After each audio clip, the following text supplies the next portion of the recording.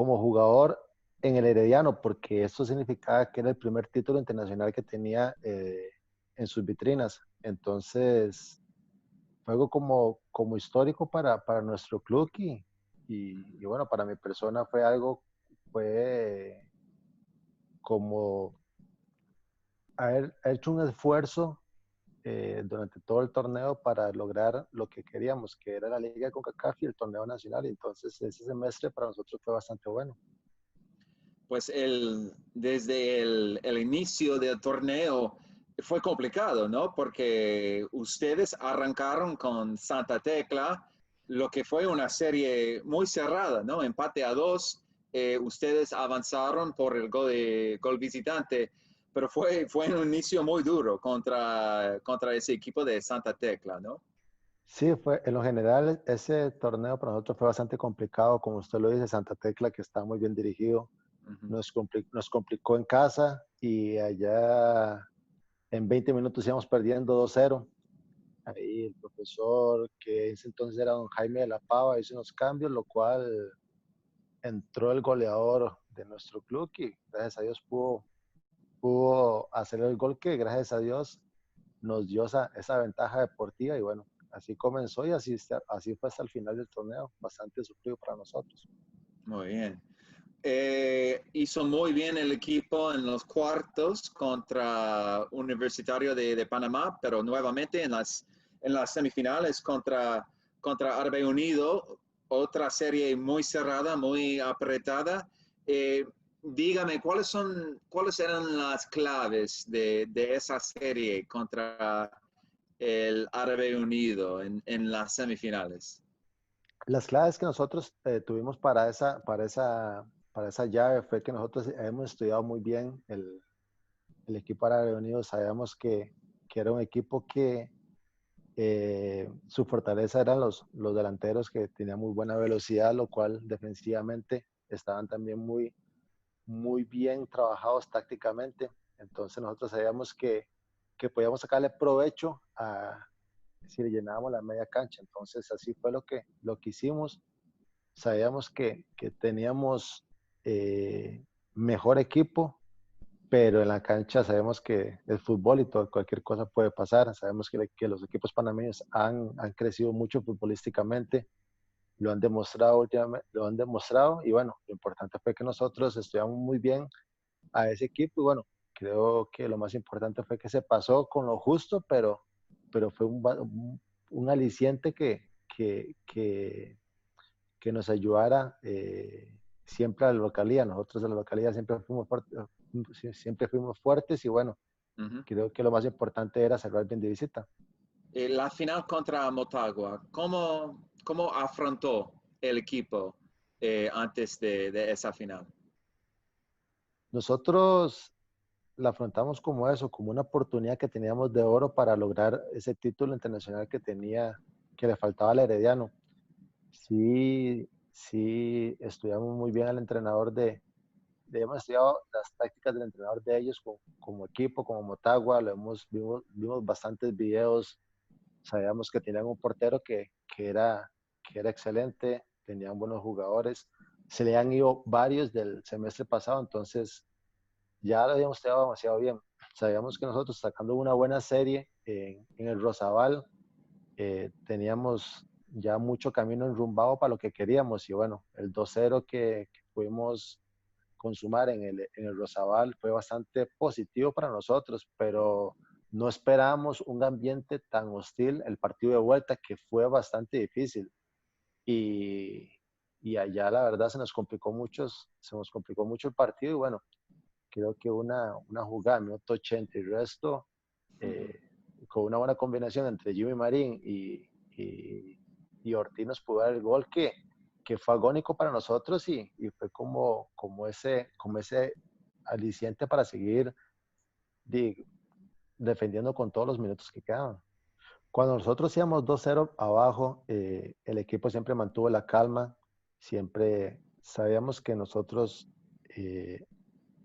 es un equipo que ha sufrido, entonces ya sabíamos que a lo que podíamos enfrentarnos, entonces sabíamos que podían venir los penales y todo eso y teníamos una opción más para ganar. pero seguimos manejando nuestro fútbol, ahí la estrategia que el profesor Jafet Soto en ese entonces nos había dicho que podíamos hacer si teníamos un resultado adverso, que era mantener la calma, seguir nuestro fútbol que era de pie a pie. Y bueno, así se demostró con un gol casi calcado con el primer gol que hicimos en el Rosavalo, un taconazo de Ortiz para asistencia a Jimmy. Y cuando nosotros vemos que Jimmy remate y la bola entra, fue como esa liberación de adrenalina, lo cual sabíamos que estábamos muy cerca de lograr algo que Herediano nunca había logrado. Entonces fue como, como una felicidad llena como con lágrimas, porque estábamos alcanzando algo que habíamos trabajado mucho, que nos habíamos propuesto desde el principio y que estamos logrando una meta propuesta al inicio del campeonato. Bueno, muchísimas gracias, Esteban. Todo un placer. Ok, gracias.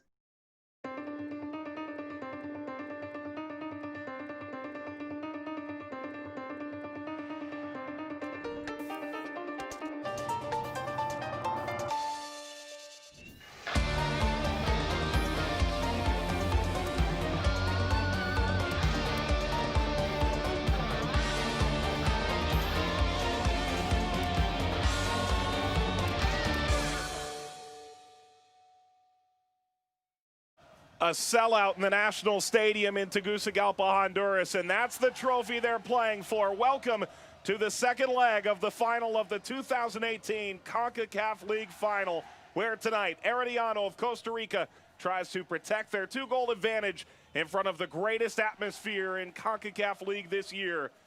They take on Motagua tonight.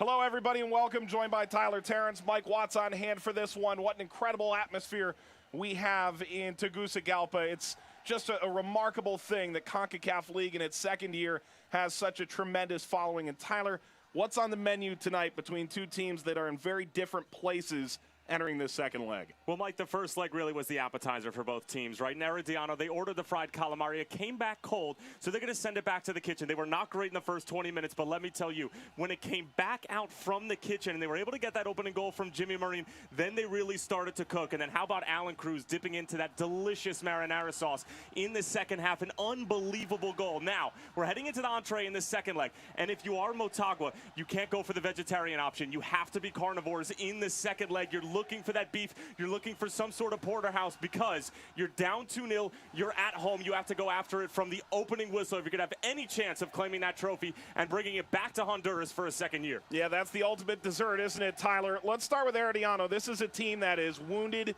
Even though they have an advantage, they're missing so many significant pieces that you wonder if they're able to go on the road and hold on. They're missing a lot of significant pieces on the defensive side, and you would think heading into a second leg where you're up 2-0, you would have more of a defensive roster. They were missing those pieces in Junior Diaz and Rene Miranda last week, but now they're missing a couple of more pieces, and they're moving back to a 3-back system. And it's going to be interesting to see because they also have Omar Arellano, the terrific Mexican, back up top. So you have a team that's trying to protect a 2-goal lead, missing defenders, but has a more attacking lineup almost by default because of all the injuries and stuff that swirled around. Let's also not forget that Jafet Soto, the coach, suspended for 2 games for his antics in the first leg. So you're with your caretaker, your second caretaker, and your assistant coach, the Cadaver, and it's going to be just a really intriguing night from a tactical standpoint, just from an emotional standpoint for FC Motagua at home. Yeah, for Herediano, this is a team that has gone through a ton of changes. They're 5 winless in the league in Costa Rica, but they feel like they can separate the two, compartmentalize enough to find a win in the second leg of this final and carry a trophy back to Costa Rica. For Motagua, they've got this great atmosphere behind them. They don't make a lot of changes, Tyler, to their starting lineup. They felt really good about the way they played after a little bit of a feeling out period in the opening leg. Yeah, they were good in the first 25 minutes, but I would say it was more of Herediano's lackluster performance in the first 25 minutes. There were defensive mistakes all along the back line. Kaner Brown, who's in your picture right now on the left, he was not great. Pablo Salazar, the captain, the leader, was somebody who was supposed to be shoring up the back line, but in reality, he was sort of just coasting along with the rest of his mates. But a lot of that was due to the unfamiliarity because of the pieces that were on the back line that really weren't there basically throughout this entire composition. When you're thinking about Leonardo Gonzalez and when you're thinking about Keisher Fuller. Fuller's not going to be available tonight. He didn't even travel, so they're going to go back to that three-back system. For FC Motagua, you need to continue that fine play that you had in the first 20 minutes, but if you're Rubio Castillo up top, there needs to be a much better performance because he did not hold up the ball well, and Matias Galvaliz, he's the key in the middle of the park. He's made them go. He's one of the best players in this tournament, and I have a feeling if they are going to be successful, he's going to be in the thick of it. Surely there are young fans in this stadium tonight. This tournament's so young. Perhaps this is something they strive for in the future, a trophy they can imagine in their own hands. For players that are entering the second annual Concacaf League Final, there's no trepidation walking in front of over 20,000 roaring Motagua fans at the National Stadium. That trophy will be hoisted tonight. It's Herediano of Costa Rica, 2 goals up, heading into the second leg of the Concacaf League Final, taking on Motagua of Honduras.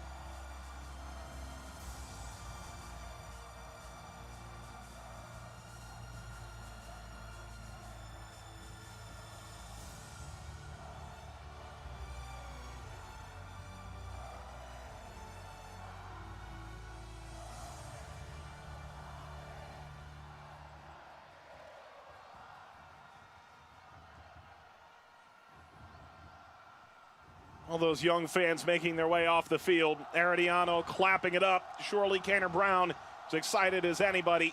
Chance to defend a 2-goal lead. And if they can do so, away goals don't factor in. They'll be able to carry the day. But if this goes to 2-2, well, that's when things get interesting. For FC Motagua, Diego Vasquez sends out this starting order.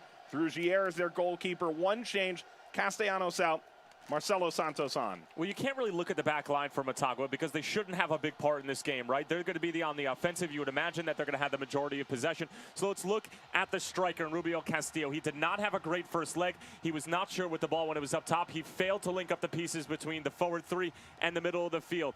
Juan Pablo Montes is going to be key on set pieces. They need 3 if they're going to win this in regulation, if they're not going to concede a goal. And he has been outstanding in the air. And also a look at Matias Galvaliz in the middle of the field. As we mentioned before, they go as he goes. If he is not going to be shoring up the middle of the field, they're going to come out in second place. They're going to be having a medal instead of a trophy.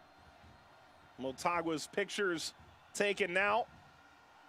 The lead official from Guatemala is Mario Escobar. He has had a semifinal appearance last year in CONCACAF League.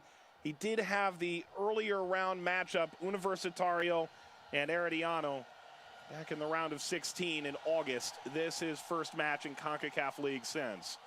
We meet the other starting lineup from Herediano, and it's a group that makes 3 changes, and it's because Asofeifa, Montiel, and Fuller are not in the 18. And because Fuller's not in the 18, we mentioned before, they're going to go back to a 3-back system, so it's going to be Pablo Salazar, Leonardo Gonzalez, and it's going to be the captain Pablo Salazar, and then along the back line, Kaner Brown. But the middle of the field has always been terrific. Alan Cruz and Esteban Granados is going to step in for Asofeifa, and Granados has gotten the majority, with the exception of that one match in the first leg of the starts in CONCACAF League. He covers in a tremendous amount of ground. The thing I'm worried about for Herediano is how thin they are after the starting 11. There's not a lot of options, and if they're hanging on to a 2 or 1 goal lead, things could get shaky down the stretch with the lack of numbers that they have. And Rolando Villalobos gets the unenviable job of handling a team that is up by 2, but dealing with some serious depth issues. There's that bench that you talked about, Tyler. Granados, and Saravia both came off the bench in the first leg. They have to move into the starting lineup now. Means they're, well, not quite as deep. Well, Houston Salas and Lugo are terrific coming off the bench offensively, but if you're getting late into the game and you need somebody to maybe spare a Granado, spare an Alan Cruz, somebody who's put on 11, 12, 13 kilometers on their legs, there's really not many options coming off the bench, or many experienced options for that matter. On the other side for Motagua, all you have to worry about is the first 10 to 15 minutes, because if you can get a goal, this crowd is going to carry you over the finish line. Well, Honduras has already felt greatness in this tournament. Costa Rica has already felt disappointment. And in this 2018 edition, it's Herediano taking on Motagua in front of over 20,000, standing room only, the National Stadium in Honduras. Herediano the first kick. They've got a 2-goal lead. Can they carry the night, carry a trophy back to Costa Rica? Does Motagua pull out a great upset at home and recover in time to win the Concacaf League trophy? Outside the penalty area, Rougier, early header. Juan Pablo Montes, who's been a massive offensive player on set pieces in that center back role throughout the tournament. And he had that one massive goal at home against Portmore United when the Jamaican side came back and made it 2-2 after being down 2-0. That very well gave them the cushion to go ahead and then be able to get the result when they went back to Jamaica. Talked about him being great in the air offensively, but he's also the key along the back line and the leader as well for Diego Vasquez. Saw the Argentine manager there. A lengthy playing career, including at Motagua, 1997 to 2002, and he is one of the longer tenured managers in the CONCACAF region as it works out. 6 years at the helm.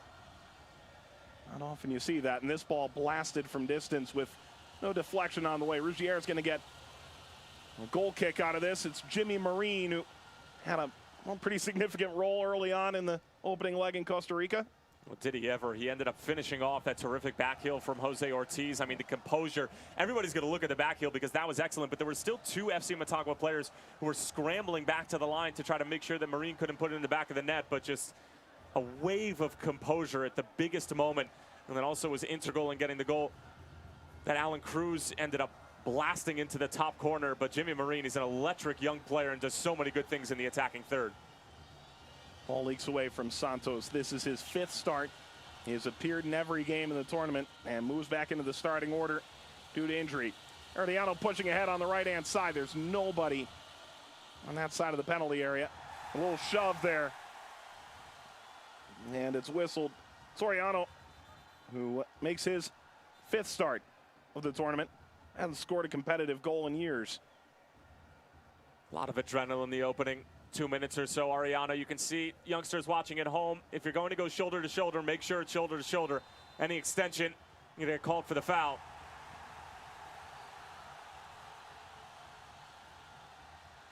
And probably what we could have predicted, Mike, just a very opening 5-10 minutes that are physical, high emotion, elbows being thrown. At least it's a better sign from Castillo that he's a bit more active in the play, because he was almost non-existent in the first leg, and as your number 9, just can't be the case. Castillo dealt with that fractured right cheekbone about a month ago that kept him out for part of this tournament.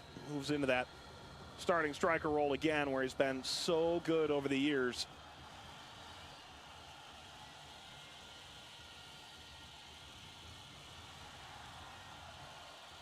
Marine maintained possession. Cruz sending it to the right. Picked up by Rougier.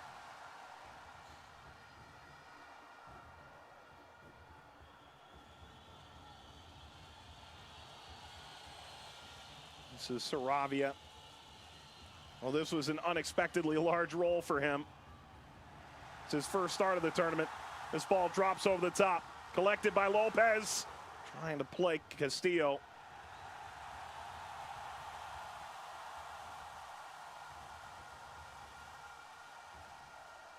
It's a good idea from Kevin Lopez. Maybe I would have liked to seen him take a first touch and just go right at the defender, but you could see what he was trying to do, just getting over to Castillo, who had a step on the defender. Maldonado. Collision in the air, Elvire. Collected here from Motagua. and played across by Lopez. Header snapped up and falls, collected. Mallorquin. 4 Herediano jerseys converge, and this struck with some venom right in Herediano defense. It's good work from Figueroa. Unfortunate to get that touch there, though. And unfortunate is Herediano that they didn't get the ball. Figueroa knows he got away with one. Got tugged on the way. This will be a free kick. And Figueroa is another one who was sort of up and down in the first leg, right, Mike? I mean, he was going at it with a number of Herediano strikers who were putting the pressure on after the first 20 minutes or so, and there were a couple of times where you thought he might get his second yellow, but having a nice first 5 minutes or so.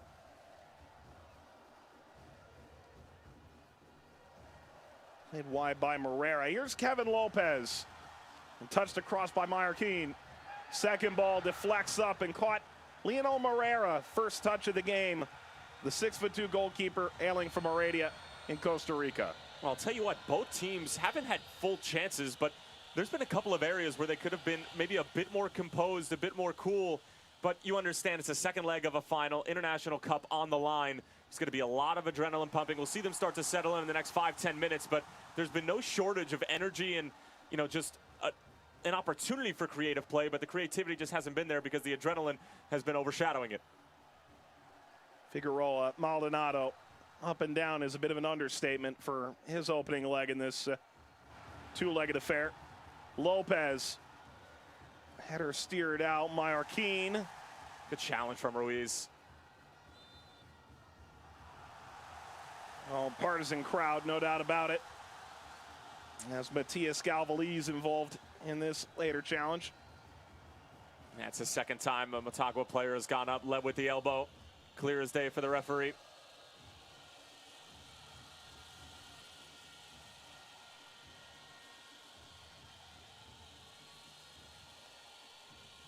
Well, let's be honest, Herediano really doesn't mind scrapping with opposition. If you're trying to keep this game within your grasp, that physicality could be a major impediment to Motagua's comeback efforts. And that's what we talked about virtually throughout the entire second half of the first leg, Mike, was just the fact that Herediano, who you would expect to be one of the most technical and clinical teams in this tournament and in the Concacaf region as a whole, they ended up turning this into a complete street fight because of what's been going on behind the scenes, because Palawan Chope was sacked after a few weeks, because Yafet Soto was sent off, because of all the injuries. And they've just found a way to get it done and use their physicality and their experience to their advantage. Jose Ortiz couldn't get through. You mentioned Soto sent off. It was in the 37th minute. Was later seen peering through a hole in the fence behind the bench, and then later sitting in the front row. The Costa Rican media referring a bit to, well, a corpse of a team. Really, they're more making jokes at the man who took his place, Lando Villalobos, the cadaver. Well, he doesn't take as kindly to that as he used to. So he's put on a little weight since that nickname was created. And he made it very clear that he's not a fan of that nickname. The headline of one of the articles in the Costa Rican New Players, "I do not like my nickname."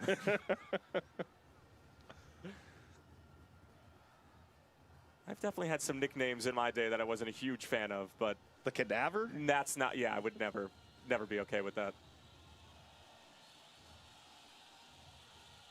Leonardo Gonzalez, 7-year player for Seattle Sounders in Major League Soccer in the United States.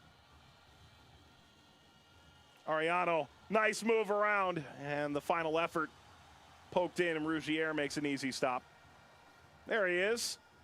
He's not as close to the field as he was in the first leg, is he? And I'll tell you what, his seat was probably better than the one that he had in the manager's technical area in the first leg. He could see plays develop on the field. He could shout down to his buddy Villalobos, his assistant coach. I mean, perfect situation other than the fact that he got sent off and can't really be with the team. It's a 2-game suspension as part of Article 48C. Incorrect behavior not toward an official.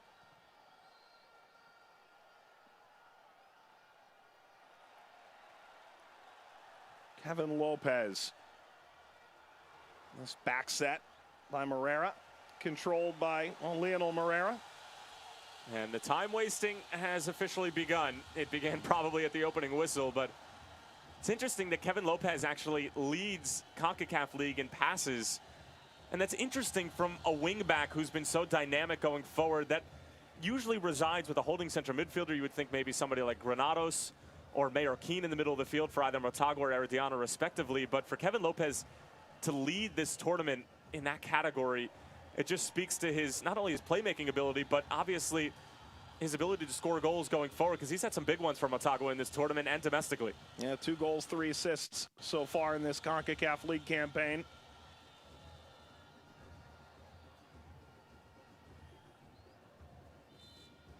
Mallorquin. There's a reach toward the pocket. Nothing more. And that's the last thing you want to do if you're the referee. An opening yellow card in the first 10 minutes on what would virtually be just a first or second offense. Leave it in your pockets for the moment. Let the players sort of settle it on their own in the beginning, and then obviously if it starts to get out of control. But he's done a good job so far of sort of being the invisible referee. The best ref is one that you usually don't notice. More than 10 minutes gone. Herediano's lead in the aggregate remains 2-0. Both these teams looking for a really significant international trophy. Throw for Maldonado. For Motagua, they've been to a string of finals over the last 6 years. It's the fact that they've lost the last 2 that's concerning. For Herediano, first International Cup final. And really the last great Costa Rican giant without that big piece of silverware on the mantle. And it is amazing with all the talent that's come through Herediano over the 10, 20, 30 years for them not to have a piece of silverware. But then you also have to remember that CONCACAF League is only in its 2nd year of existence. If they don't get it this year, it's going to be the next or the next after that. I mean, it's only a matter of time. But if you were going to think that there was going to be a year that they would win it, in a year where they've had basically 2 different managers in the span of a month, and all the injuries, trials, and tribulations off the field, really, this was going to be the year that they take home the trophy? Sarabia to throw here for Herediano. Really, Costa Rica and Honduras are the most obvious winners of CONCACAF League so far, making up both the 2017 and the 2018 final. I think the other country that could make that argument is probably Panama, and especially a team like Herediano that really took this all the way to the finish line in the semifinals. That's a country that's shown quite well, both in that and in World Cup qualifying of late. Yeah, and Herediano, they just have to be kicking themselves, no pun intended, just because it's been the same fate over the past 2 years. I mean, they're just wondering to themselves, what do we have to do in order to get over that hump? Because it's not like they're getting outplayed in the semifinals. It's a 1-goal difference, and a 1-goal difference sometimes is just luck, and they just had a bad run of it as of late. There's no shortage of talent in Panama. That's definitely for sure. Herediano had to take out Universitario in the quarterfinal. In the semi, it was Herediano before they began with a 2-1 loss in the second leg against Santa Tecla. Ultimately came down to away goals, 2-2. They advanced out of that round of 16. That's how perilously close Herediano was to missing out on getting out of the opening round 2018. Away goals, what are those? Not in this final. Motagua, they took care of business against Belmopan Bandits of Belize, and they knocked out Portmore United of Jamaica. Then they beat Tauro. Also been a bright light these past few years. Figueroa is not happy with that. Neither is the crowd. Partisan, as Mike mentioned earlier, but it seemed like he went up relatively cleanly. We'll get another look at it. You can see the extension there. I mean, the referees made it very clear, and most referees will. If you're going to extend when you're going up for a header, 9 times out of 10 you'll get called for the foul. There's Jimmy Marine, Costa Rican U20s, went to the World Cup with them. Played in the CONCACAF U20 championships as well. Plenty of youth experience, came up through Saprissa, played in the 2nd division last year. Marine aiming for the back post and was set back across. Foul here from Herediano.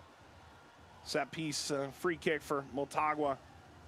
try and reset in the 15th minute as they remain down 2-0 in the aggregate. How about Costa Rica U20s getting off to a nice start in the Concacaf U20 Championships? 5-1 win over Bermuda today in Bradenton, Florida in the United States. 5-1? 5-1. Honduras had a pretty exciting start, too. It was exciting, 7-1? convincing, and probably goal of the tournament already. Scored from about 55 yards out. Herediano lost his footing, and he was fouled along the way. The native Guadalajara, once called the Mexican Messi, before he ended up in the second division and now in Costa Rica. Every country said they've got the next Messi at some point. You know what? I was once called the American Messi. By my mother, nobody else, but you know. Freddie Adu is thinking, wait, me? Now it's Christian Pulisic. Well, he's got receipts. He does have receipts, and I'll tell you what, if anybody's going to bring American football out of the dumps, it is the Wonder Boy.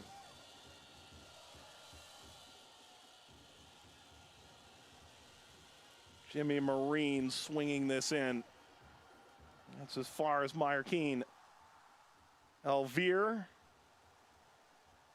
played that too far wide and out.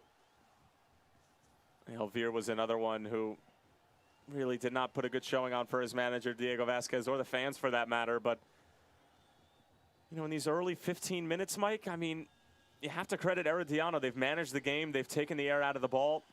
And they've just done a good job of sort of not even weathering the storm, because Motagua, for the most part, haven't strung together too many menacing stretches of possession where you think they're going to break through.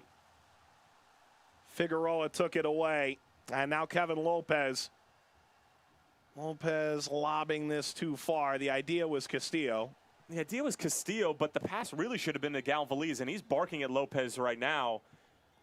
Galvaliz was the one who initially linked up with Lopez, and instead of going for an early ball that needs to be sort of run onto like a Robin Van Persie diving header in the World Cup, find Galvaliz at his feet at the top of the 18 and just make life a little bit more simpler for yourself. And that's why Galvaliz was so upset. The Argentinian wanted it at his feet, and if he had gotten it, it probably could have been at least a chance on frame and challenge Moreira, who has not been challenged yet. Well, the referees already have words with Lionel Moreira, the goalkeeper. Herediano clearly trying to keep tabs on time wasting early in this. And if Herediano are going to come away with the win, it's going to be runs like that from Omar Arellano, Yendrick Ruiz, Jimmy Marine defensively helping out their midfielders. Marine, a stab in from Maldonado, came up empty. Held up on the byline and muscling away. Marine never made the run. Cleared aside by Motagua. Big push there and no whistle against Brown. The only thing is that Castillo wasn't exactly on balance and he wasn't strong with the ball. If you're not going to be those two things, the referee has a tough time awarding you the foul in those types of situations. Saravia wide open, Marine. His first touch let him down. Collected by Arellano.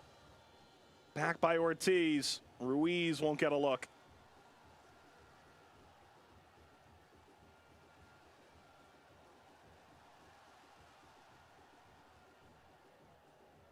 This is Rainieri Marroquin. Putting a throw for Motagua.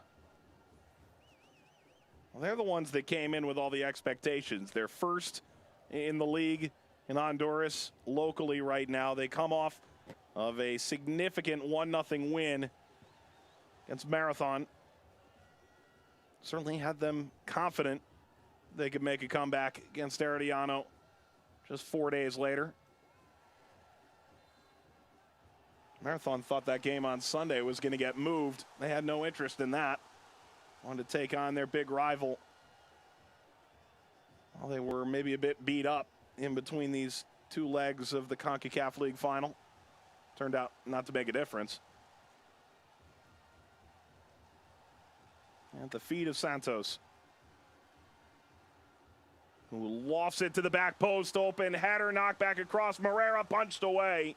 Lionel Moreira. It's great work from Moreira. Which on one? the Motagua side of things. He beat me to it. Paraguayan doing exactly what he's supposed to do, nodding it back across. Just had a bit too much air underneath it for Lionel Moreira to be able to get a hand to it. Lopez knocks it through, and Roberto Moreira the target again with Castillo trying to slip in.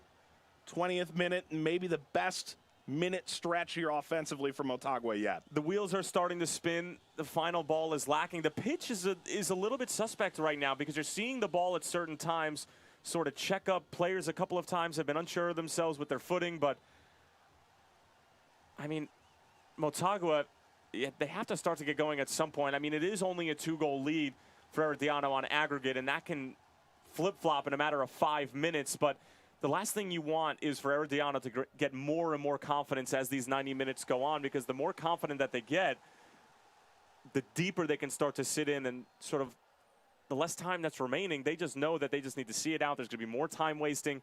An early goal will just open up the game that much more for the home side. Well, you be the judge. He caught him. Maybe not enough for the referee, but he caught him.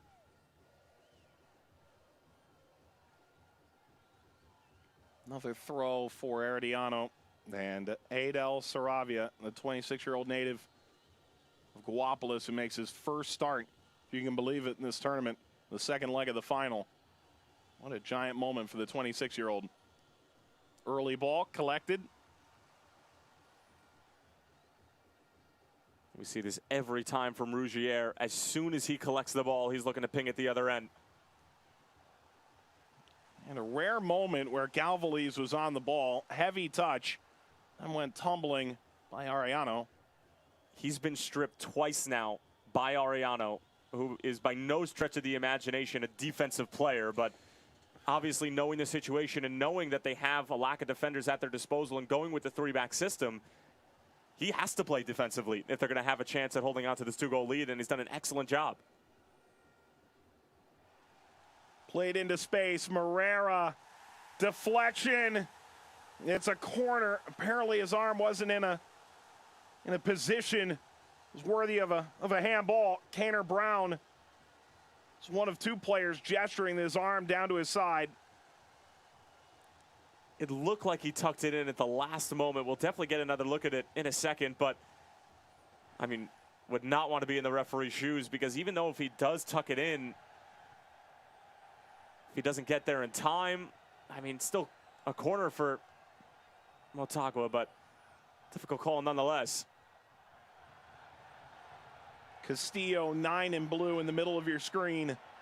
Certainly an option. So too is 2 in blue. Montez, Galvaliz, Elvire with the back heel. That came out of nowhere. So too does this Herediano breakout. Where is everybody for Motagua? Ariano tried the slip ball. Perfect slide. And down goes Maldonado. That's borderline a card. Rougier thinks it's a lot more than borderline. I'll tell you what. Not just a goal-saving challenge from Maldonado. That could be a cup-saving challenge. He almost took a knee to the face for that this moment ago. Nope. It can't be. I thought initially it was going to be his right arm, which was sort of chicken wing initially, but he did all that he could in that situation. If you tuck it inside and you're making sort of an effort to make sure that your arms aren't dangling, you're giving the referee every opportunity to not call a handball. Pocket of space from Marroquin. There's Ariano. That's late. Galvaliz. Well, the referee is definitely setting a precedent that it's going to take not 1, not 2, but probably 3 or 4 late challenges to get you that first yellow card. Does appear like Mario Escobar has set the ground rules with Galvaliz for the rest of the way. As he should. I mean, that's not the first time that Galvaliz has been called for a foul. He was called for one earlier where he threw an elbow. Going in for a challenge, which is most certainly a no-no with all of the advanced technology that we have and information on concussions and preventing those concussions, and the majority of them happen on those types of plays. Here's another look at the Galvaliz challenge, and that's really late. He comes up a little bit high. But this is a referee who did his homework and certainly watched the first leg, knowing that this is going to be more than a physical matchup. And if you know that heading in and you're prepared, just like a player's prepared, just like a broadcaster's prepared, you're going to be prepared to have success and be able to call a good game. Alan Cruz. Ariano got the cross away. Lifted too far and played back in by Ortiz. Well, he certainly wins the creativity award for this final between the back heel that set up the Jimmy Marine goal and that play right there. Castillo. Heavy first touch, was trying to lead himself onward, and Kaner Brown the other way.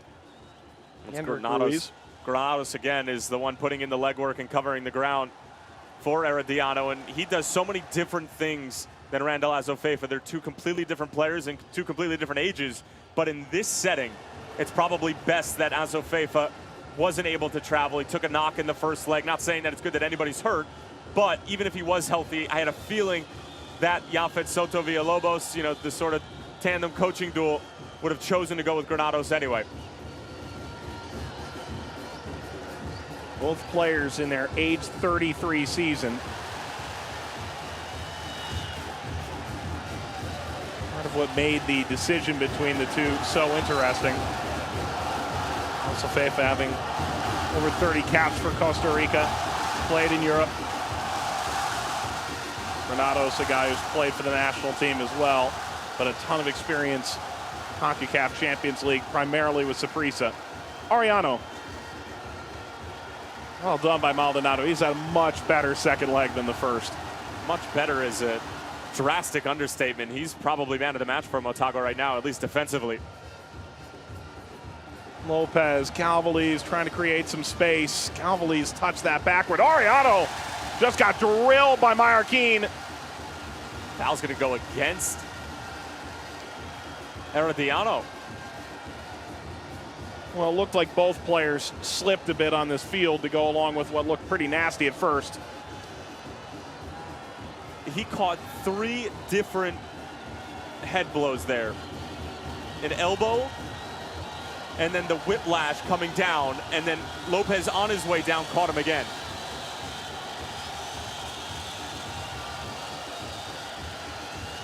I'll tell you what, he has not been afraid to get stuck in defensively in these opening 27 minutes. Certainly paying the price right now. And I have a feeling this won't be the last time we see the stretcher on the field tonight. Ariano, 7 caps for the Mexican national team. Played in some World Cup qualifiers. His dad coached him as a Chivas youth in Guadalajara, but he played with Pachuca and with Monterrey in what was a 14-year career around Mexico, starting in his younger years. 31 years old now. He's carried off, and it's unclear if he'll continue after taking a nasty challenge to the head and somehow committing a foul in the process, which is tough to imagine. At the very least, it just needs to be a no call because both players were going down, but let's play. We'll see if this is the moment for Motagua, team that has created significant number set-piece opportunities. Kevin Lopez. Ball headed down and struck wide. Marcelo Santos. Well, how about that for a creativity award? A runner-up to Jose Ortiz for sure, but watch this effort. I mean, Juan Pablo Montes not in a position to score. I mean, it's just selfless.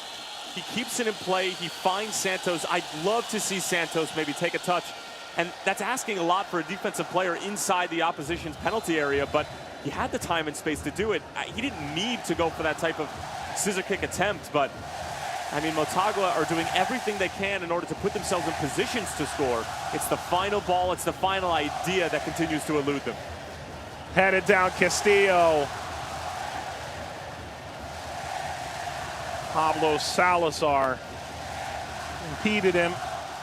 Be a goal kick, this crowd coming to life. give this to the Honduran fans. It was the case with Olympia last year. It's certainly the case for Motagua. It's tough to explain this atmosphere without being in it. It's just a sea of blue, isn't it? I mean, everybody was jumping up and down. This place was rocking at the opening whistle and has not quieted down since. Yeah, plenty of balloons and no fireworks. They came out and said no gunpowder allowed in the stadium. Keep it clean. Concacaf came down with some financial sanctions, as reported by the Honduran media about 3 weeks ago. And so since then, the team president and some of the players as well have asked for a full stadium, maybe not a full house of problems to deal with after. But it's still a great atmosphere. Even without the smoke, even without all the extras, this is still electric. Marine, too high for Kane or Brown. And at the half-hour mark, nothing has changed. Herediano leads 2-0 from the home win in Costa Rica last Thursday night. And Motagua needs 2 goals to equalize. Away goals don't mean anything. So if Herediano does get a goal, Motagua would need 3, not 4, if they were to try and take it into an extra period. And there's miscommunication all over the field. It's not even just in the final third. That's kept in play, but it's dangerous. Yeah, Maldonado. Ortiz took it. Herediano remarkably has returned. Not sure he knows what planet he's on, but Herediano pushed by Figueroa. Figueroa. He grabbed onto Herediano's jersey. He's got all the tricks, Figueroa. Good for him. There is no part of the jersey he won't grab. No, I mean, talk about scrappy. Nothing's off limits. I mean, it was Ortiz in the first leg. Now it's Herediano, welcoming him to the second ever Scotiabank Concacaf League Final. You know, we talked about the menu and, you know, making all of our food jokes, and I still sit here hungry, but I mean, he's sort of the maitre d'. He's greeting you at the front door, but it's a hostile greet.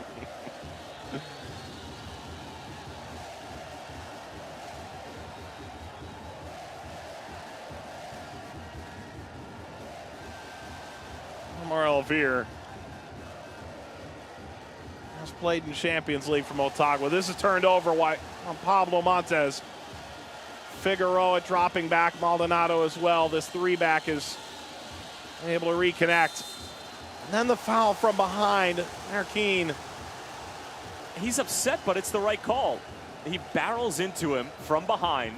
Marine has the ball at his feet and clear, but that's a foul. He didn't get the ball at all, would be the bigger issue, no? All of the above.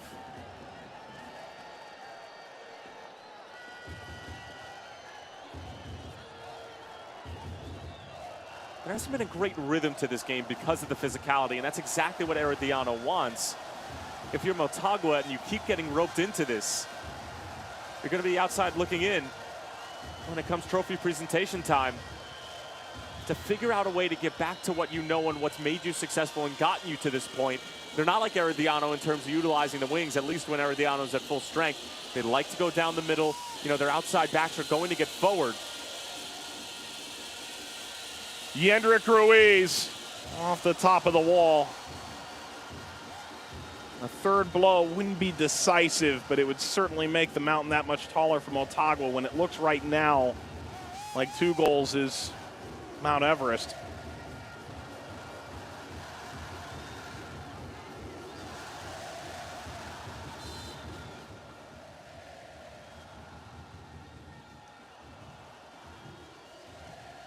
Saravia off Ruiz.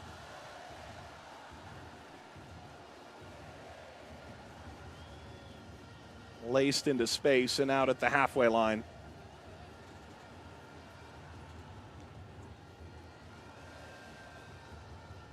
Motagua, 90 years, founded back in 1928. Pro since 1965. This is a good move forward, Ruiz.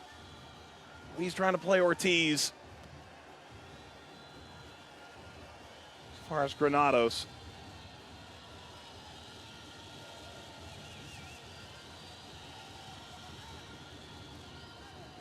Maldonado defensively.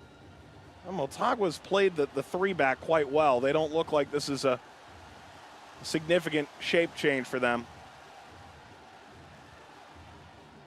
Yeah, they've done a good job, especially in the middle of the field, coming back defensively like Herediano's done. And this man needs to get involved if Motagua want to get one back. Galvaliz, that's too far. Brown ushered it out. Advantage had been played, and well, Galvaliz is not his best work. And it's been uncharacteristic from him, not only in these opening 34.5 minutes in the second leg, but really the entire 90 minutes of the first leg. You know, we're used to seeing him pulling the strings in the middle of the field, and he is so graceful on the ball.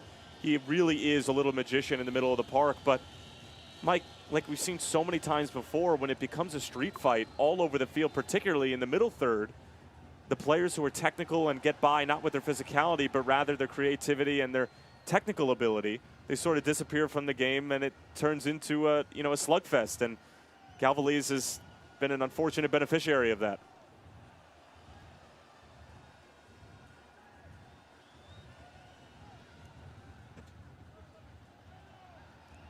Lopez.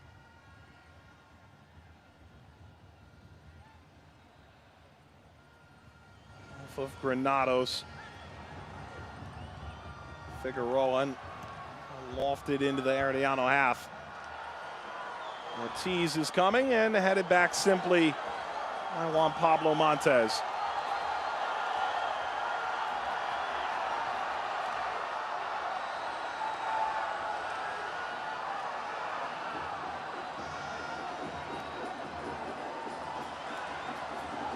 Toward Lopez is a throw for Motagua.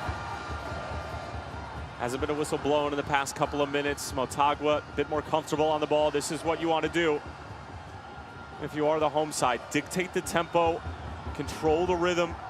Slowly but surely, the chances will start to come and the goals will start to flow. Maldonado uncorking a long throw. Away from Castillo, hit off the volley, bouncing through. Galvaliz puts it in, but it won't count. Flag is up, it's offside. Motagua are claiming this came off of Herediano player, and if that's the case,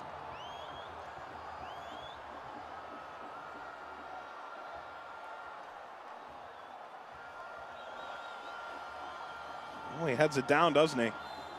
the issue is that Galvaliz on the initial kick was offside. If it hadn't hit anybody and then Galvaliz was off after the second deflection, then it would have been fine.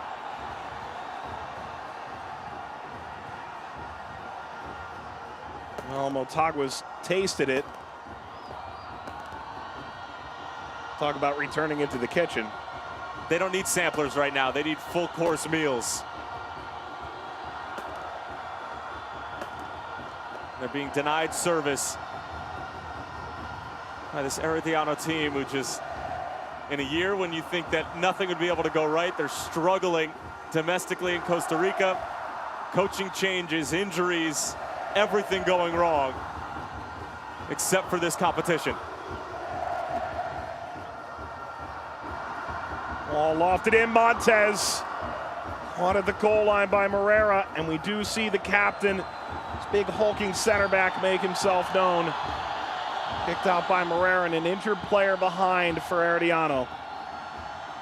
I mean, how good is Juan Pablo Montes? There are two big bodies in front of him, and Yendrick Ruiz and Kaner Brown.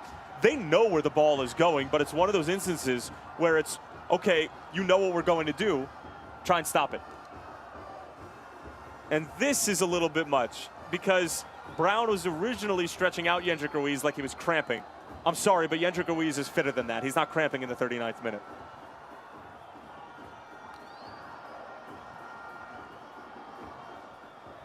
And he moves himself onto the stretcher. This is where it can get out of hand, and where Herediano might find themselves getting yellow cards for time wasting in the first half. Well, we'll see how quickly he can hop up off the stretcher here, Ruiz.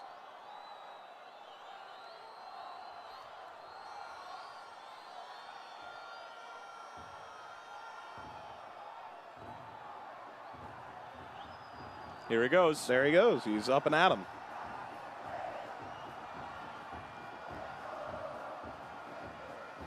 For now, Herediano playing with 10 men. Alan Cruz, the clearance. Lifted Galvales, hit back by Castillo. That's more convincing. Ortiz trying to do this on his own.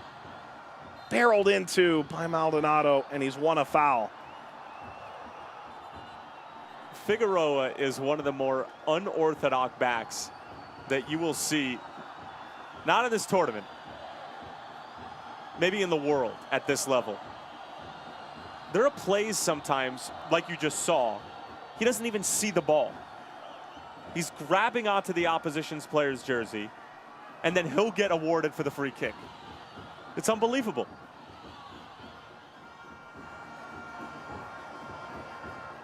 Well, Leonardo Gonzalez was angry on the field because he felt like, as he pointed toward his hip, his injury didn't seem to be taken seriously. Now Yendrick Ruiz returns, having watered the majority of the touchline with his water bottle along the way. Now Alan Cruz will turn down the free kick. It's played ahead. And for me, I'm sorry, but he needs a yellow card when he comes back onto the field. If you're going to be stretchered off, like, here we go. If you're going to be stretchered off in the 39th minute for cramping, and I'm putting that in air quotes, there needs to be disciplinary action afterwards, because it's clear as day to the referee that you weren't actually injured. You were just doing that and wasting time. The 41st minute now. All square in the second leg. Herediano with that 2-goal lead. Watching seconds tick off.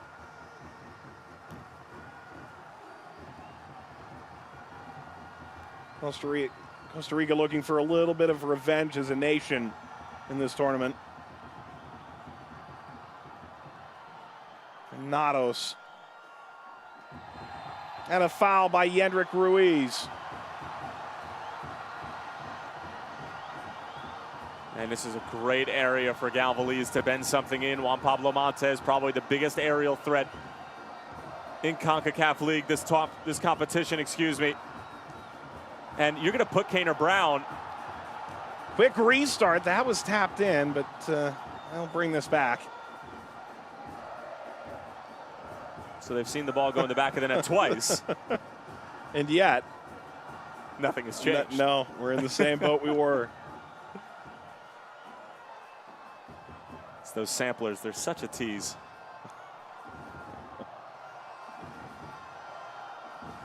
Well, they've already burnt the quick kick. Now we'll see what they can bring. A little bit more air under it. All eyes on that man. And if I'm Motagua, I'm isolating Juan Pablo Montes and putting everybody else at the near post. Let him knot it back across and go from there.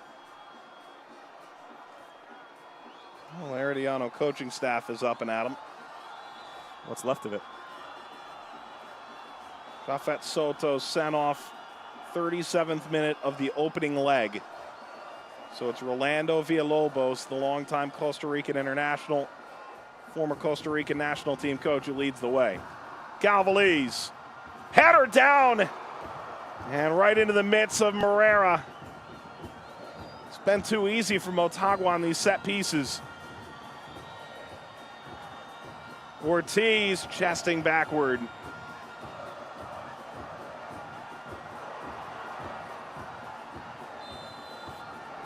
It's an aggressive header. Yeah, Lopez, that's a bit uncalled for.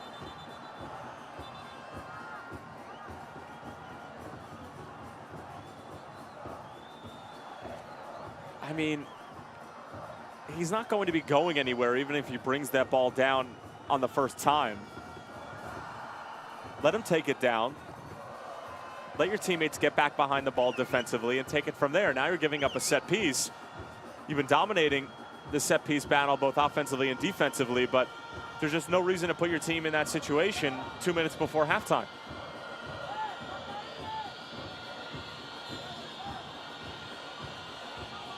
It's Jimmy Marin on the ensuing free kick. It's Montez again who wins it. That's not going to matter, but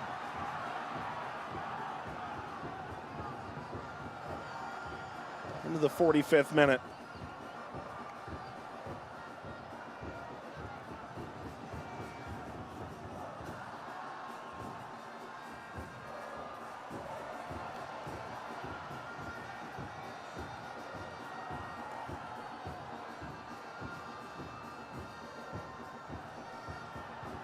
Bounces to Lopez.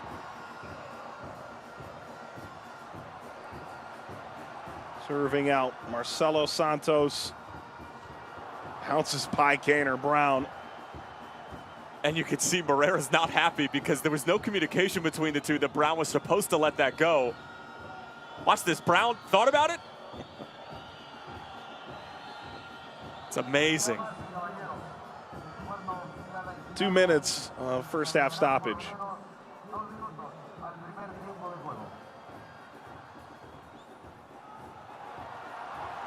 Promising now for Motagua. Kevin Lopez serving across, header is in!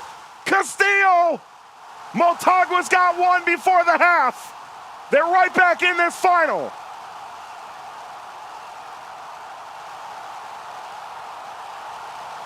The likeliest hero is again for Motagua, and over 20,000 screaming fans are up on their feet.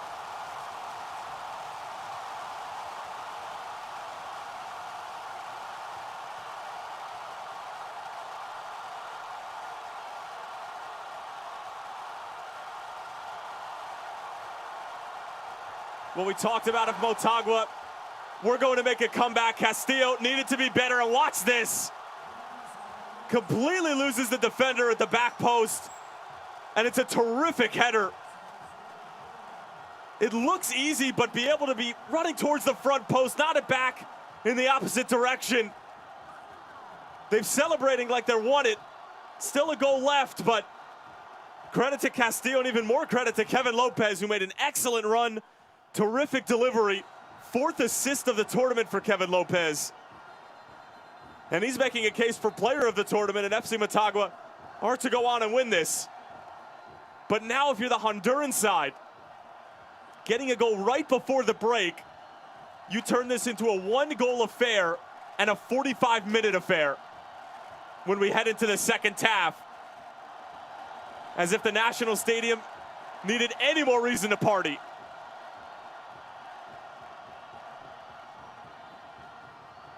Foul here. That should take us to halftime. All right, partner, this second half shaping up for all the dramatics. This Concacaf League Final is 2-1 to Herediano as we reach halftime. Terrific response from FC Motagua right at the break.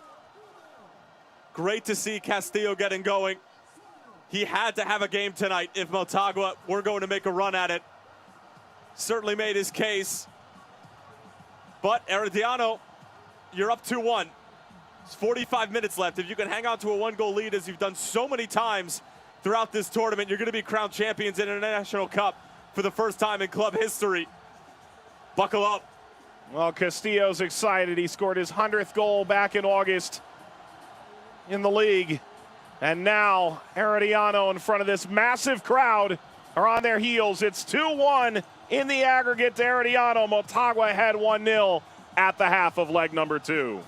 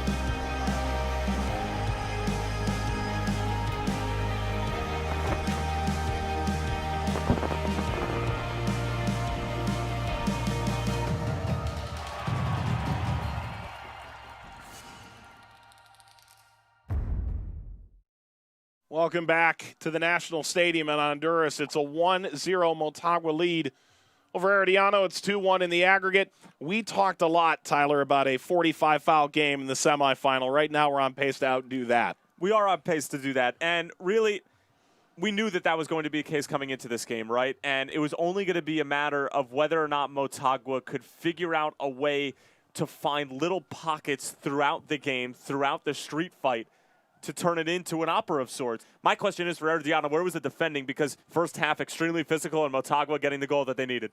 Well, for a team that's missing so many defenders, the answer might be that defending is sitting watching with you in Costa Rica. Let's take a look at halftime highlights in this Concacaf League Final. It was a bit of a sleepwalky feeling early on for Motagua. Not a lot of great looks, but twice the ball went in the net, even if they were offside or early on their free kick. This was in the early chances.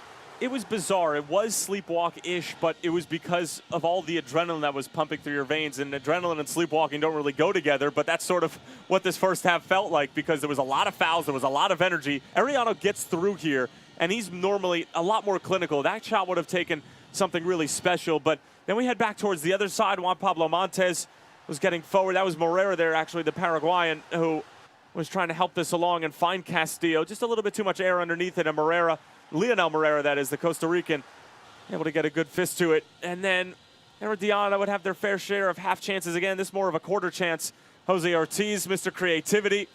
Not a bad effort, but never going to challenge a keeper of Ruggier's caliber. And then this would be the moment. Watch Kevin Lopez, realizes that he has nothing forward, races in front of the 33-year-old Granados, and this is just a terrific finish in the end. Castillo, in this moment right before halftime, was calm, cool, and collected. The ball from Lopez for his fourth assist was choice, and really it's just delicious all the way around from the home side.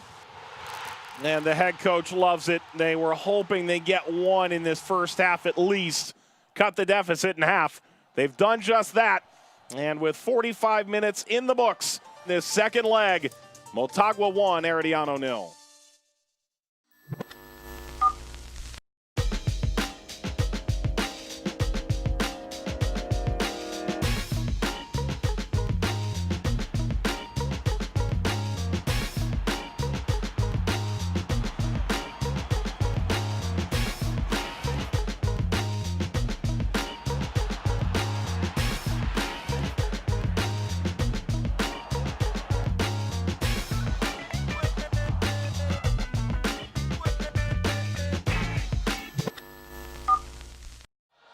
The players have returned for the second half of the second leg of this 2018 Concacaf League Final.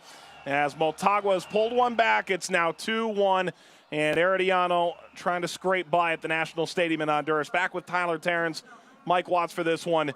Not outlandish anymore to think that maybe Motagua can make this comeback. No, it's not outlandish, and we talked about just the physicality of this game, right? I mean, there were upwards of 45 fouls in the last game. We're on pace for about 17,000 this game. So really it's just come down to FC Motagua finding a way to make this game their own and dictate the tempo. Herediano has made it extremely difficult to do that, and credit to Herediano on the Costa Rican side. But when it comes down to it, FC Motagua get a goal in the 45th minute. Now it's just a one-goal game, 45 minutes. We talked about appetizers, we talked about entrees, but from a third-party perspective, this is dessert. This is the best part of this tournament so far. It's a one-goal game in the second leg, in the second half. It doesn't get much better than this. Away goals do not matter whatsoever in this format. So it's a matter if this FC Motagua team can, again, find those moments of little pockets where they can put passes together, where they can have Kevin Lopez in space, if they can find Matias Galvaliz linking up with Castillo, if you're Herediano on the other side. Now it just comes down to grit, defensive battle in the middle of the park and along your back line. A defense that really has been riddled with injuries. Can they find a way to unite and just find a way for 45 minutes and hang on to a one-goal lead? Well, we know Motagua's ready. They're already back on the field.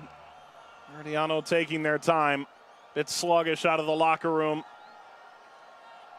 Motagua taking a goal in the 45th minute from Castillo, one of the leading scorers in the Honduran League. Referee ready to go. On to the second half of the second leg of the final. It's a one-goal game. Away goals are irrelevant. If we're level 2-2 in the aggregate at the end, we'll go to extra time and potential penalties. But for now, Motagua trails 2-1 in the aggregate and ahead 1-0 in this second leg. Early foul, Yendrick Ruiz brought to the ground. Joint top scorer, Concacaf League, entering this final round. And how many times have we called his name tonight, Mike? Once for a foul early on in the first half, and really that was about it. I mean, we always knew that Herediano was going to be more known for their defensive efforts tonight with the 2-goal lead heading into it, but as the old adage goes, sometimes the best defense is a good offense, and Yendrick Ruiz has not provided that here in this second leg. Kaner Brown, Cruz, knocks it across. Rougier, under control. Rolls it out for Motagua.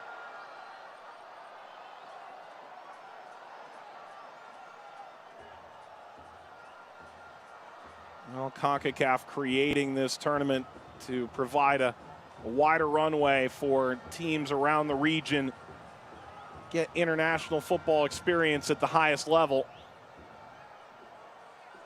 Not sure he'll be the manager. Herediano makes their potential move into CONCACAF Champions League in February.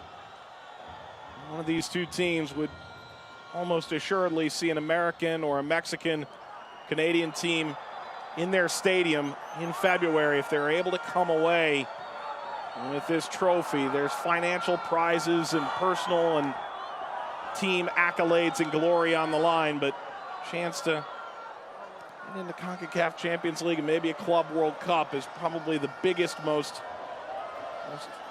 yearning opportunity for players on the field here tonight.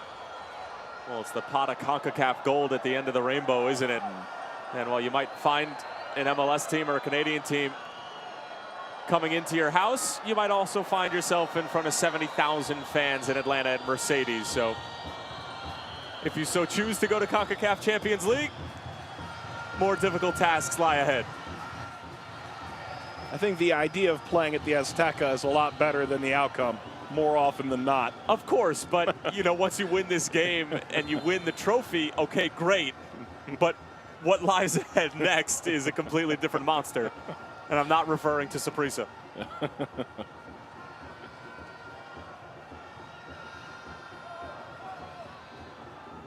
Diego Vasquez trying to point this attack further up the field. Morera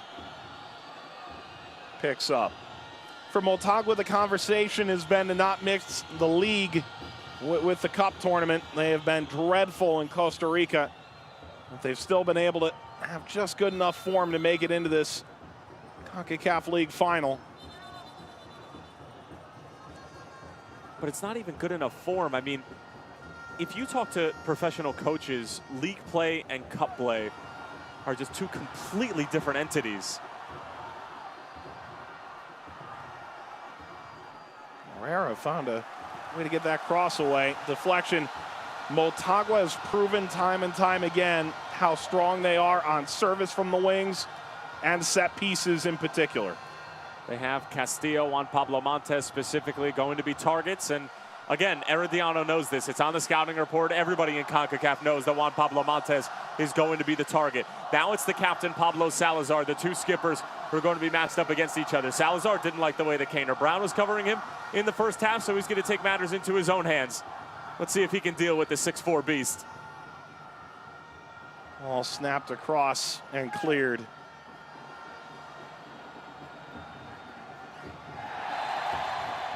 Foul there. Lopez to ground. Motagua, another chance at this, just beyond the halfway line. It's the future of CONCACAF going at it right here, huh? Jimmy Marine in his early 20s. Kevin Lopez, a youngster as well. I have a feeling Jimmy Marine won't be with Herediano much longer.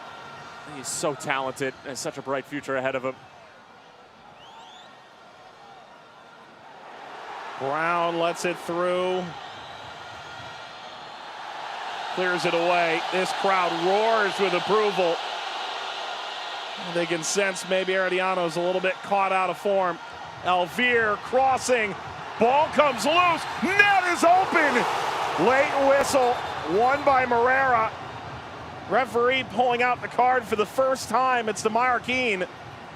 Castillo is trying to pull him away, make sure there's no additional trouble. Now Marroquin goes to ground as if he had been whacked in the following scuffle. And this is a teasing ball from Elvire. I don't see where the foul is here. No. Moreira literally climbs over Kevin Lopez. There's no foul in there for me.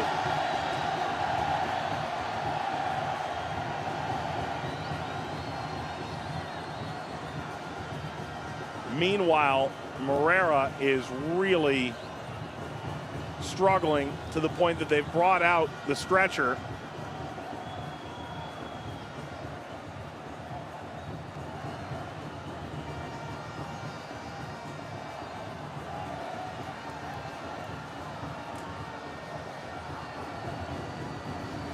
Show me where the foul is. Kevin Lopez didn't have an opportunity to jump up because Moreira was already 2 feet above him in the air. So Cambronero, the backup goalkeeper, has made one appearance in Concacaf League. And I believe it came in the semifinal, the second leg. It did come in the semifinal, and he wasn't really tested. And it looks like Moreira is going to be able to go. And, you know, Herediano had it wrapped up for the most part. It was interesting when I saw that he was on the starting 11 for that game, but really, you know, he's also an experienced keeper. It's not like he hasn't been around the block and he's 16 years old. You know, he has certainly paid his dues, but two pretty good keepers on this roster. Looks like Moreira will be able to continue, but, you know, especially in the second leg of a final, the last substitute that you want to have to make is for your keeper. It is worth noting, if this went to extra time, you do get a fourth substitute. Something to keep in mind as we go into the latter stages of the match. The turn here for Herediano. And this ball hit to the near post and tapped aside by Rougier. Corner Herediano. It's one of those innocent trickling balls at the near post where the keeper may be unsure of where they are on their line and just has to get a touch to it. It's a good save in the end. This is the first threatening play in the second half from Herediano. It's been all FC Motagua. Maureen, who's been said to look like a veteran with his baby-faced 21-year-old frame, ball across, punched out. Handball just outside the penalty area. Kevin Lopez had that come up and hit his outstretched right arm. And this is so unfortunate for the 22-year-old. Because Motagua were feeling the pressure. All he wanted to do was take a touch and get rid of it. Ends up putting his team in a really tough spot. First substitute for either side. Walter Martinez comes on, and Marroquin, who's playing on that yellow card, immediately comes out. Yep, it's going to be a forward swapped out, or excuse me, a central midfielder swapped out for a forward in Martinez. And Marroquin, you know, a holding central midfielder in a final format where there's two legs and down a goal, usually going to be one of the first to go. That decision probably wasn't hastened at all by that yellow card. Well, dangerous spot here for Herediano in the 54th minute. Ricochets around the wall and lofted back into the corner. And from Ariano Cruz. Ariano clipping it in front. Wow. Looked good for Jose Ortiz, but didn't have the right jump on it. Well, you wonder why they call it the corridor of uncertainty. Just take a look at that ball. The keeper, the defenders, the strikers, everybody was uncertain as to where it was going to fall. The fresh legs of Martinez. Galvaliz. Quiet his whole final, Galvaliz. Maldonado headed back across. Able to find Castillo. Moreira wanted it right along the byline. Galvaliz off the head of Ruiz and curled in, brought down, contact, Castillo still coming. And Gonzalez concedes a corner. Castillo's become a real handful in the last 20 game minutes. And what a difference a goal can make in your confidence. And this is a man who really doesn't need any confidence, who scored his 100th goal back in August. But due to his lack of form in this competition, has not looked himself, but continuing to be a menace. Lopez, rare set piece service, didn't hit the mark, and Maldonado follows with an even worse effort. And every time Motagua are finding these little pockets within the game to be able to put the ball on the floor and play, Herediano are doing everything they can to get a whistle, to slow the game down, to hit the deck, anything to just take them out of the rhythm and disrupt the tempo of this match. And that's what's going to get them across the finish line. If Motagua can just seize one of these opportunities that they'll create down the stretch, it's going to force Herediano to come out of their shell. And when they've had to do that, especially in league play, they have not been good. That's the right call. Galvali's splaying onto the ground. Hendrik Ruiz trying to take this away, but Santos remains strong. And Maldonado pushing forward. Motagua needs a goal to level the aggregate. And wide by Santos. Oh. Good little quaff there.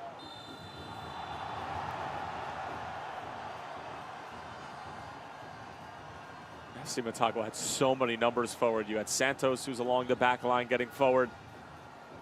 You had Maldonado, a defender, in charge of the delivery initially.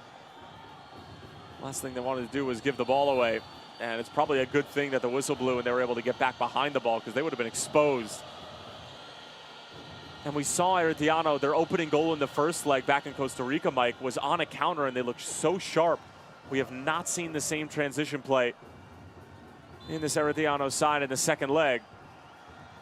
And while Motagua's form and their style of play is going to falter because of the physical play, the same is going to go for Herediano. Again, this is a technical side. This is one of the most talented teams in the region and in this competition.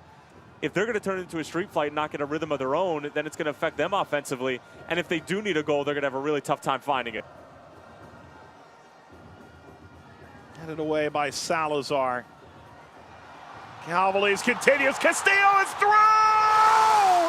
Castillo levels the aggregate. Motagua is tied.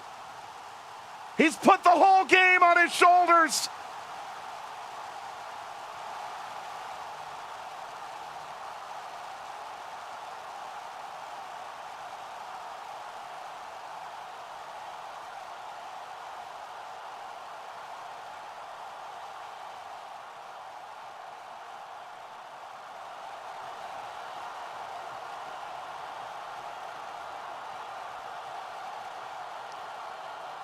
Galvali's finally getting involved in the attack.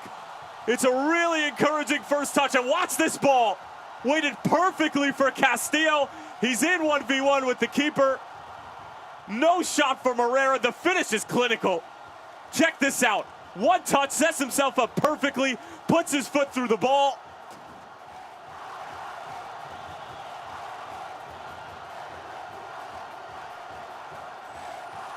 Where do we go from here? A half hour left. And a tie game. 45th and 58th, Castillo. Now 5 goals in the tournament.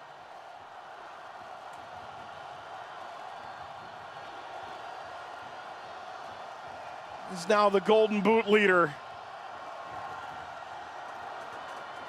The joint leading scorer in Concacaf League.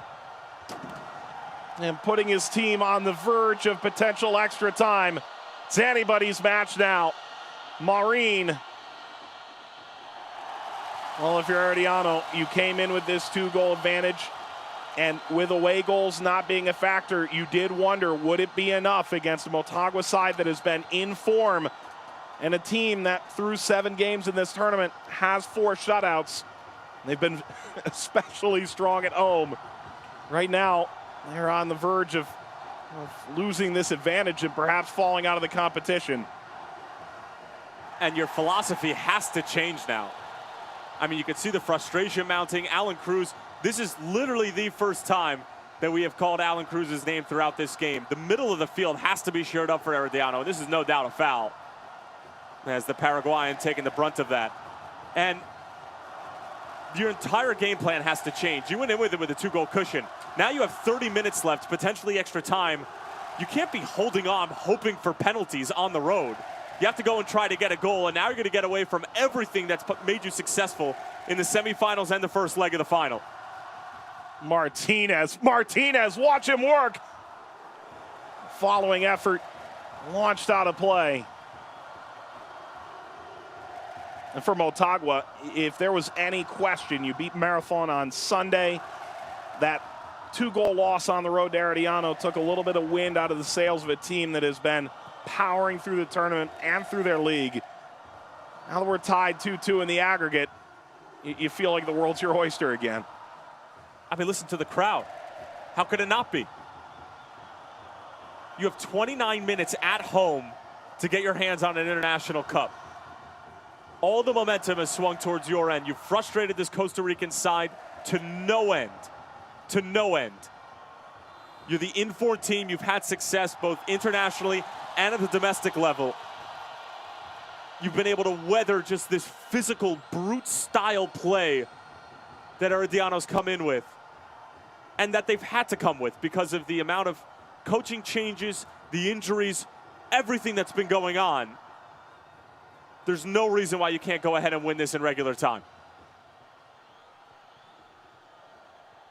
But with that said, in a 3-back system for Motagua, and if your wingbacks are going to start to get attack happy and they're not going to make tracking runs back, and your holding central midfielders are also going to start to get a little bit more encouraged to go forward, maybe when they're not supposed to, and it's defending when you have the ball. That seems to be a buzzword for a lot of managers all over the world. How do you position yourself defensively even when you're in possession? Because if they do give the ball away once in a silly area, Ruiz, Ariano, Marin, they're going to punish you. Martinez, little hand fighting. Referee sets the screen. Upfield by Montez. And flicked through now. Chance for a go-ahead goal. Comes up short. Snuffed out. Moreira is looking to cut it back. That's the Galvaliz we're used to seeing. Finding the seams at the outside of his right foot. Perfectly weighted passes. Omar Ariano. Foul right outside the penalty area. Maldonado, a young player who felt like playing in this tournament, a giant responsibility that the coach trusts him. He's had a great second leg. This is regrettable. It's regrettable, but given the success that Motagua has had on set pieces, he's not going to be too worried about his mistake, and especially with the keeper Bruggier's quality.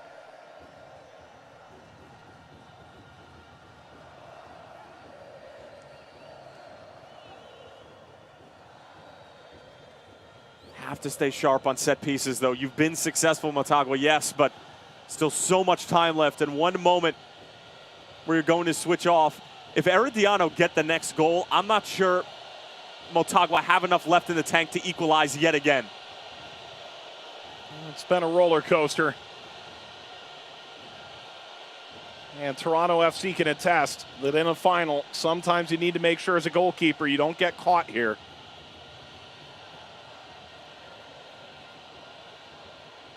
Brugier planted a yard outside of the goal.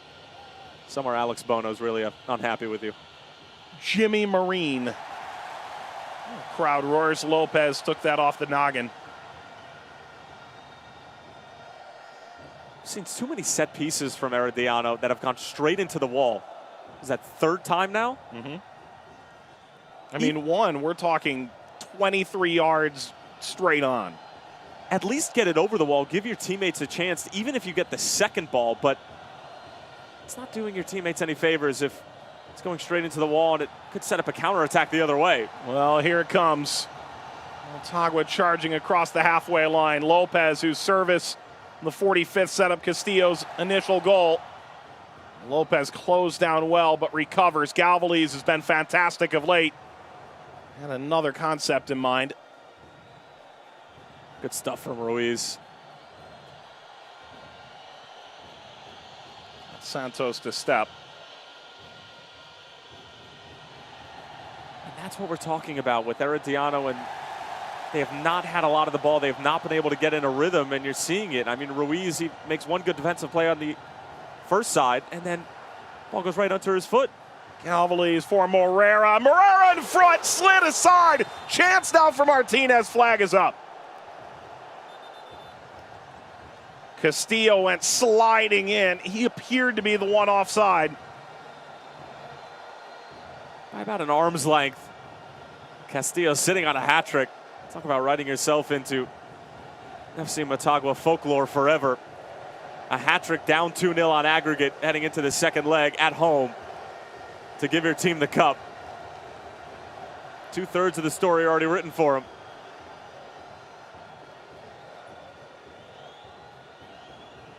You said earlier, a sea of blue. Our camera crew did a good job of finding the 2 Herediano fans in this place, though, earlier in the game.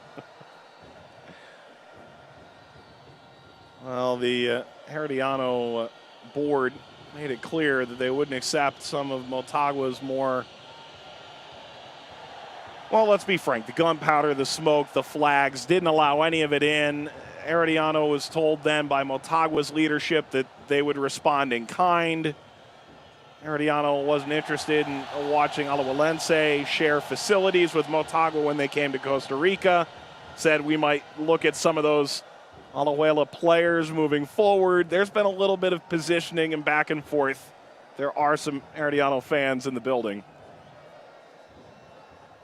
There's always going to be gamesmanship within CONCACAF, even if it's cross-country, right? Everyone's a rival, whether you've played before or not. Always something to be made. Alan Cruz. It's his goal that keeps it 2-2 in the first leg for Herediano. He got tripped up. It's Galvali's.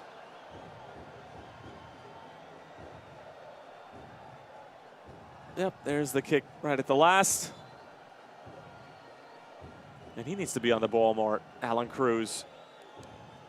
And he wasn't on it a ton in the first leg either. He just had that one moment of brilliance. And it was that. I mean, to bring the ball down in the penalty area and then pick out the top corner, sort of like a video game.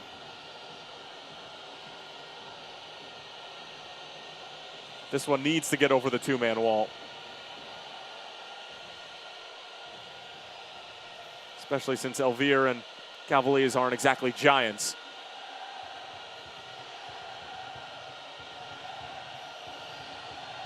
Ariano took a serious knock to the head earlier.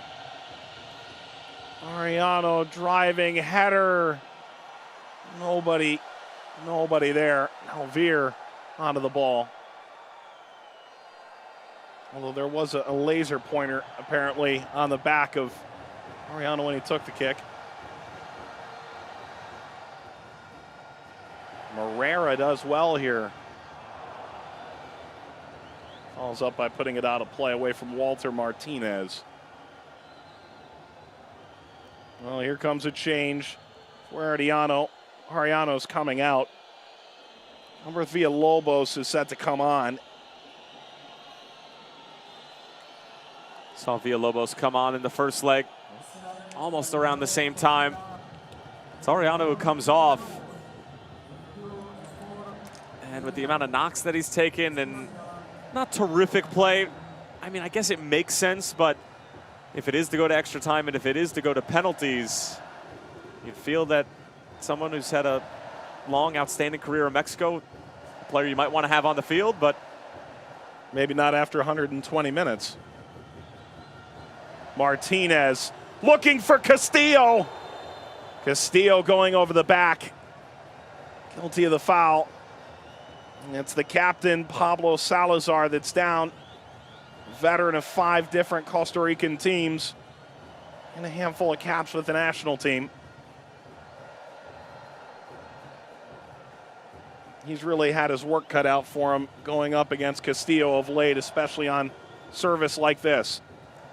He's dealing with Castillo. He's dealing with players running at him like Galvaliz, like Morera. And really, it's been him and Brown who are sharing the majority of the workload.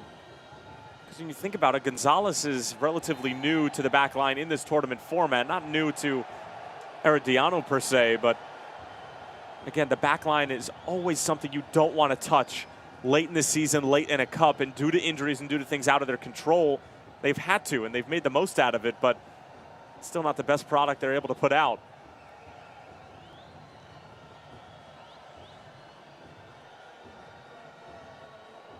Boy, Herediano would covet a halfway decent hit here from Marine. Well, they certainly have not gotten the service that they're used to in the first 70 minutes here. Brown has to be a target, even though Montez is picking him up. So eyes on 6'2", number 99. Marine. First header away by Castillo. And this laser beam hit up, attempted a bicycle kick, nothing there.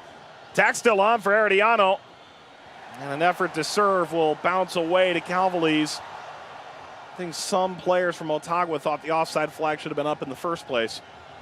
Offside flag should have been up. You could have called a dangerous play and a high foot on the bicycle kick attempt. I thought there were a number of whistles that could have been blown. And then there's that one against Montez, who's shown a yellow card. And that's not what you want to see if you're Diego Vasquez, with your captain, your leader, and your best defender and best aerial threat getting a yellow card, and now he's going to have to be careful heading into future challenges. But I can promise you he's not coming off. No, he will not. That is the right call, though. It's late. He goes to ground. It's not his first offense. Yellow card in the 72nd minute to the 32-year-old defender who said the Motagua feels local everywhere they go. Certainly feel local right now. Re-signed after saying he's really been treated well here since coming in. Team in 2013.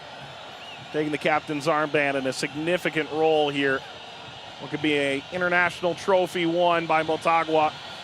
Team in its 8th final in 6 years. Herediano came here with a 2-goal lead. They've watched it evaporate. Now hoping for a moment of brilliance to recapture that advantage. Well, that's easy for Motagua.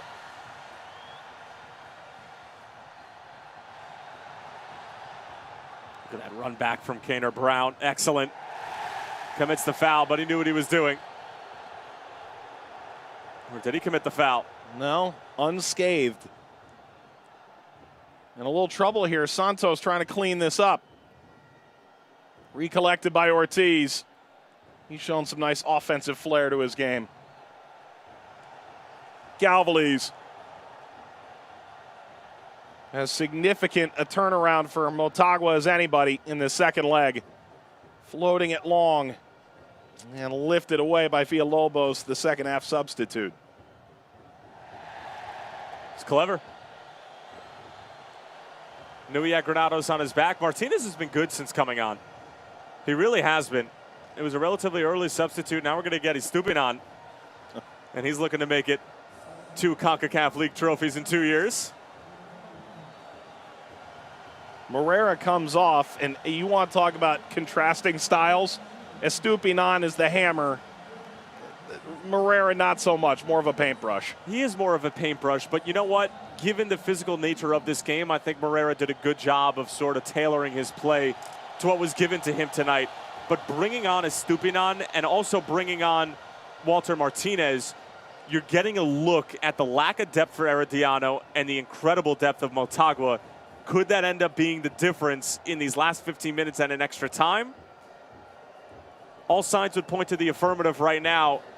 You're just hoping that those 7 or 8, depending on whether or not we go to extra time for Herediano, did their off-season workout packets are going to be able to go 120 minutes.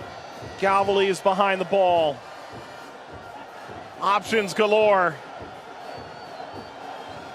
Calvales will strike for goal, and handled by Moreira, who's able to back in, make the catch. He was 1 foot out and had to revert back. Well, you mentioned it, Concacaf Champions League Final. Alex Bono, Toronto FC, caught off of his line, gives up a crucial goal against Chivas. Calvales is probably watching that game and thought, you know what, I'm going to try that. Slips all the way through Ortiz. Rougier is out. Able to get a piece of this.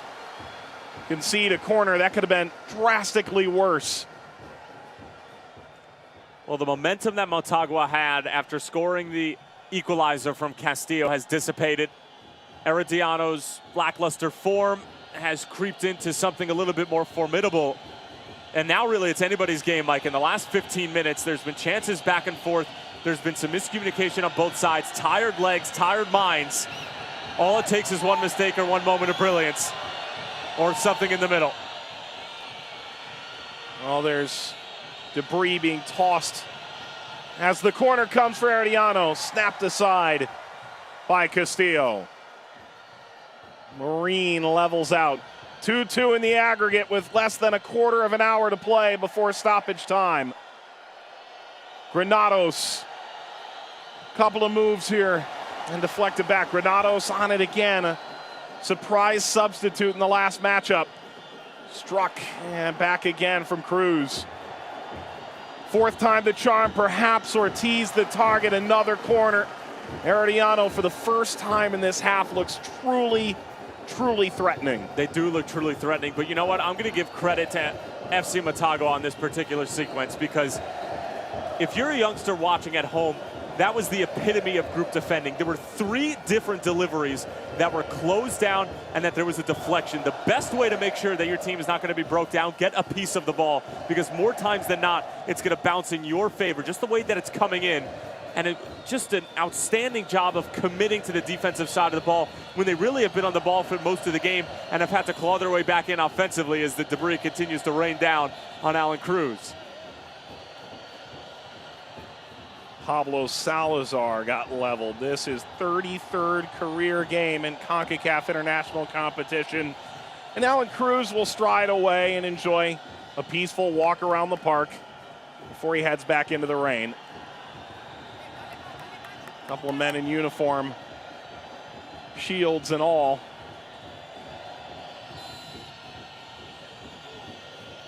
Service here by Cruz. Ooh, iffy. Rougier, it's enough to knock it away. Chance to put this up the touchline. Gets intercepted. Villalobos. Ortiz. Well, it's more the same. Henry Figueroa. And so far, that's worked out. He is going to patent that move one day and make a lot of money. Shielding off the defender and grabbing their jersey, as that's a foul from Gonzalez. But I wonder if the referee at some point is going to make the call on Figueroa as you get another look at the late challenge. Because there's nothing that the attacking player can do about it. And it's just, it's clever, but as we've seen sometimes, that clever and curiosity and sort of, you know, bending the rules a little bit. If you break them once, especially in the penalty area. Ty, how often do we see a jersey get tugged and extended and the referee blows the whistle automatically? Automatically going the other way. It could go. But one time that's misconstrued could lose you a cup final. Exactly, and especially in those types of situations when he didn't need to do that. That wasn't a situation where he was trying to draw a foul or do anything of that nature. He already had position. He was already between the defender and the ball. Bouncing Ortiz. Did it again. Yep. Would you blow a whistle? It'd have to be egregious. And it hasn't been just yet. Lopez. Martinez. Martinez putting on moves, trying to go to the near post. Swerved it over the crossbar. Just over 10 minutes to play before stoppage time. And I love this from Martinez. Again, it's good work from Galvaliz and company moving forward. And watch this. The defender is saying, go ahead towards the byline. I'll give you your left foot. And he knows that, and he apologized to his teammates afterwards for not getting the service off. But if you're Martinez and he's saying, go ahead, take a shot from 13 yards out, he's a professional football player. He should be able to hit the frame from 13 yards out with his weaker foot. He did it on that occasion, but you at least have to keep it in the defender's mind that you're not afraid to pull it, because next time he's not going to be as willing to give you the byline, and it might make a little bit of room heading centrally, and then you can get the delivery off. Omar Elvira will walk this forward. A Motagua youth, debuted back in 2010. Did not play a single minute Concacaf League last year.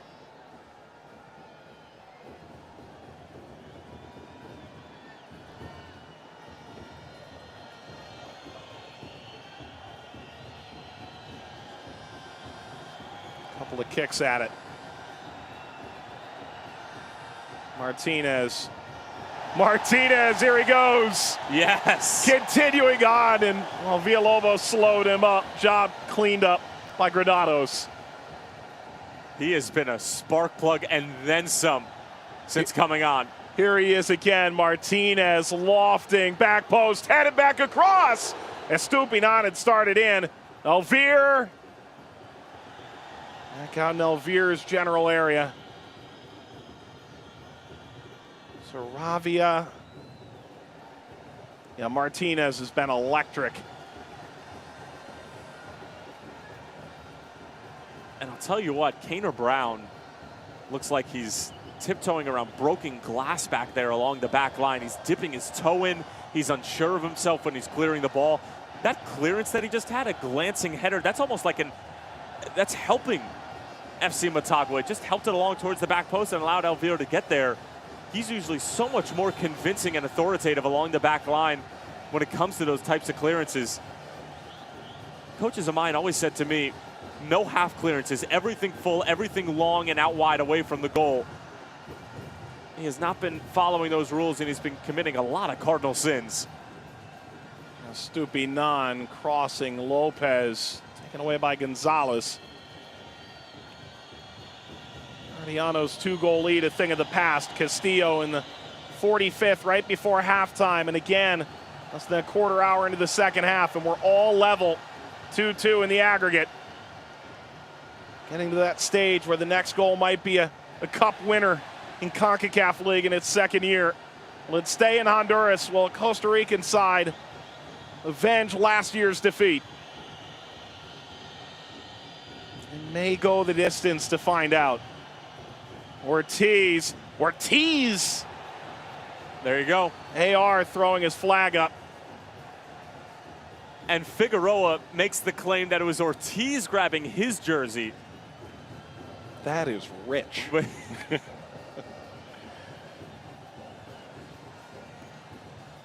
I mean, at this point, it's just too difficult. I mean, he was trying to get position so he could do it again. And we saw him when he was shielding the ball for 10, 12, 15 yards at a time, instead of just collecting the ball or just playing it out for a throw-in, which is not the end of the world. Allow your teammates to get back behind the ball and give you support rather than putting yourself in a position where now you have to defend a makeshift corner in a set piece. The wall is 2. Motagua, Alan Cruz.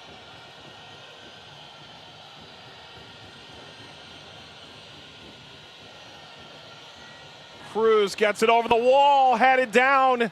Ortiz was there. There's appeal for a handball, goes unheard. Everybody from Herediano all looking back to the referee. That header rode up the backside of Ortiz. It was a free one, Mike. And if Ortiz hadn't been in the way of his own teammate, easily could be 3-2. Herediano finally beginning to look the part. Ortiz, back heel, goal! Marine! What a finish for Herediano! Is that a cup winner? If it is, it's glorious!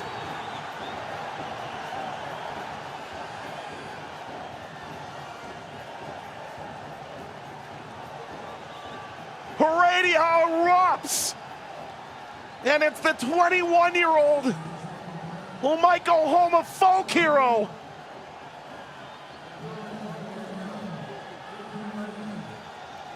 Where have we seen this before? Jose Ortiz, with eyes in the back of his head, a back heel, and an outstanding finish from Jimmy Marine. This is almost a carbon copy of the opening goal in the first leg. The level of difficulty for Ortiz to get that off, with the players surrounding him, with everything And I mean everything going against Herediano, from the coaching changes, from Yafet Soto getting sent off, to the injuries, to the opening 2 goals from FC Motagua, and for Herediano to find that moment of magic. And the face from Jimmy Marine said it all. He knows he stole it.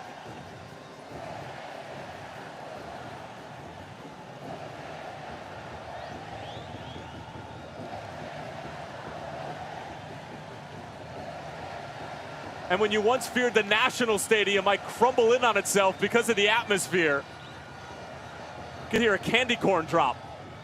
Maldonado out, Crisanto on. That is a big body that can get forward into the penalty area on service. Away goals are irrelevant. Motagua just needs 1. For Herediano, now time to hold on for dear life. They've already squandered a 2-goal lead and recovered.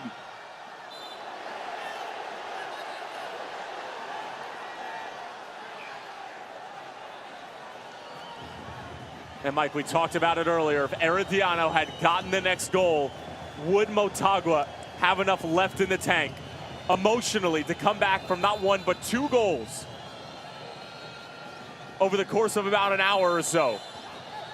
And then continue to find that go-ahead goal, only to go down and know that if its second goal, or third goal, excuse me, is to find the back of the net, then there would be more football ahead of you at the end of 90 minutes. It's emotional, it's a mental game at this point. And really it's just a matter of will, because the chances will come in the next 4 to 5 minutes for Motagua if they're willing to put in the legwork. That's enough for Jose Ortiz. Has he left a mark on this game or what? Houston Salas coming on. Christian Reyes will come on in a moment.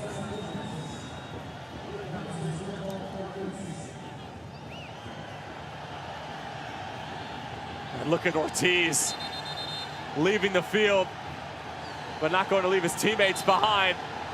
Kevin Lopez was helping him off the field, and Ortiz being shown a yellow card. And the more that Motagua antagonized him, the further he creeps back out onto the field. Well, here we go. This crowd entirely into it. Ortiz showing a yellow on his way off. Is his game-winning assist enough? Castillo frustrated. I think they've got the right call here. That did appear to leak out over the byline for a goal kick. Just trickles out. That was mighty close. Still waiting for that corner flag camera to be installed.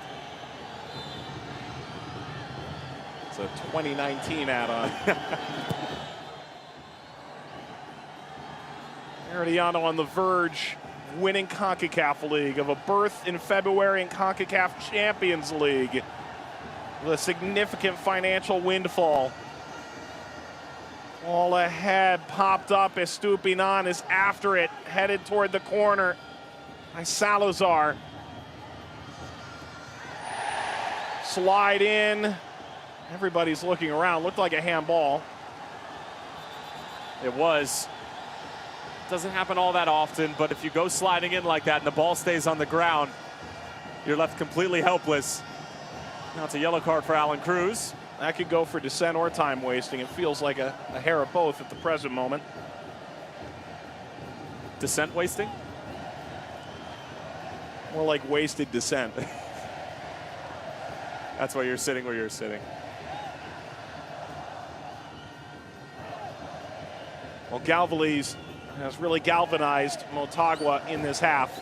He's going to need one more moment. Motagua is going to fall ever so close, so far away. Reyes set to come on. And it's not even a matter of positional substitutions at this point, Mike, because they don't have that luxury with the amount of injuries that they have. As Ruiz is shown a yellow card, it's just fresh legs. Ruiz has scored 15 goals in CONCACAF events. He does not score in this final. And yet, his team leads. Reyes sprints in. Galvaliz into stoppage time. Galvaliz crossing, header just over the bar by Castillo. Flag was up as well. He's been caught offside a handful of times. He's also scored twice. And he's reverting back to his old ways from the first leg when he was caught offsides at least 7 or 8 times, Mike. And this just can't, there's 5 of them who are offside. It can't happen at this point in the game. It just can't. That's elementary stuff. You're not giving yourself a chance to put the ball in the back of the net if the flag goes up before the ball even gets there. Diego Vasquez, as he piloted a team to first in the league and a Concacaf League title. He's on the verge. Away from Villalobos. Villalobos tossed down by Figueroa. Short tempers now as Motagua want to get one more chance out of this.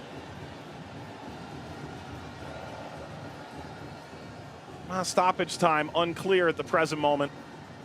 It is 4 minutes of added time. So still 2.5 minutes to play. That's a high hand there.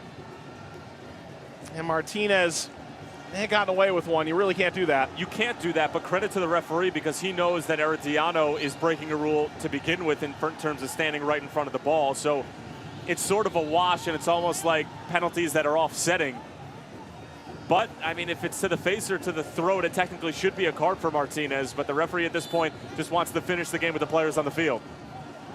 Galvaliz wants it back. He'll tread forward. The line steps up for Herediano. Galvaliz plays it through. Header all the way through. Estupinan was the target. It is a corner with 2 minutes plus to play. It's quick. It's served. It's cleared. And now the breakaway is on. Maureen. Performance already legendary in this final. Trotting forward, leveling off. Cruz. Goal kick, 90 seconds.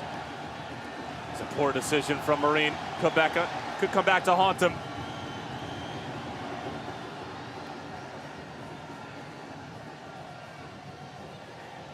Crisanto. Hard to bring him down, but they did.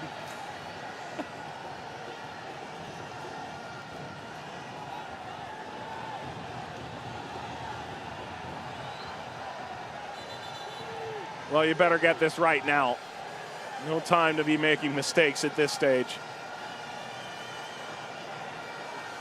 And all the way up, Rougier. You're going to send Rougier up at this point. If you had gotten the free kick off earlier, you could have waited maybe one more set piece or one more opportunity to bring him up. But 50 seconds left, down a goal, why not?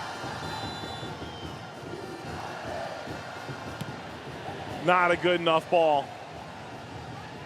Chance to throw here. Rougier stays forward.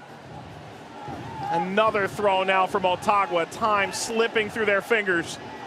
Herediano came in leading by 2 goals. They watched it dissipate in less than an hour.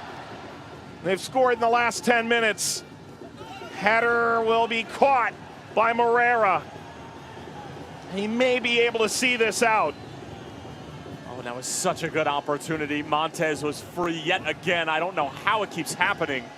All he needed to do was knock it back across, and something could have happened. Herediano wins Concacaf League in 2018. Stunning Motagua.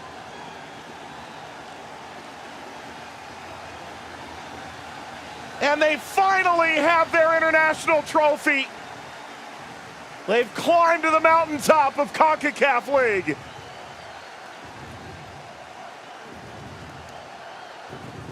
And it's the young hero Marine whose star shines brightest on the biggest stage. Costa Rica redeemed. Herediano a champion. What a final. It's amazing the reactions from the different players on this Herediano side. You have guys like Omar Arellano, played in Mexico for so many years. so many of the veterans on this Herediano team, the Pablo Salazars, the Kaner Browns. You have the older guys, and it means so much to them, especially at the end of their career, to bring this trophy, finally an international piece of hardware, back to this historic club. But then you have Jimmy Marin at 20 years old, 21 years old. I don't really think he fully understands what he's just done. And him sort of just whiting out in that scenario speaks to it, right? I mean, this is a kid who, ignorance is bliss. It's amazing. They wanted to win this champion for Japhet Soto, who was sent off in the 37th minute. And when he came down to the field, they lifted him up and carried him into the air. You can tell the love, the passion they have for him. He said the broom that's new sweeps best. Going into the first leg, he's managed over 100 times for Herediano. He's come to the rescue time and time again, but now he's won the big one. And there it is. Well, that trophy has seen a lot of miles. It's going to log a few more on its way back to Costa Rica. The anthem blares through the stadium, the national stadium in Honduras. In the end, it had to be a comeback. But Herediano are the champions, and their prize awaits.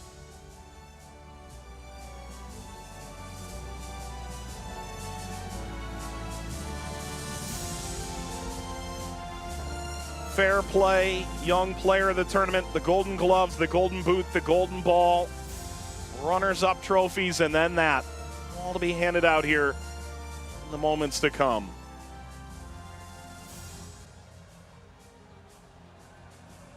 Damas y caballeros, esta noche la ceremonia de premiación de la Liga Concacaf Scotiabank comienza con nuestra primera premiación, premio al Fair Play, presentado por Scotiabank.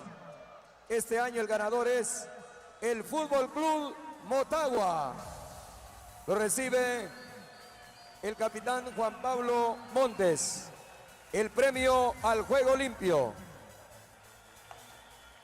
Well, it's just short for Motagua. The Fair Play Award is going to be a Felicitaciones. A bit of a frustrating Motagua. trophy to carry home, but impressive nonetheless what they did in this tournament. Next comes the young player. No question about this, right? Y ahora, damas y caballeros, Zero question. la premiación de esta noche continúa con la presentación del premio a la revelación juvenil, presentado por Scotiabank. Es para el jugador Jimmy Marín, del equipo Club Sport Herediano. 2 goals in this final, Tyler.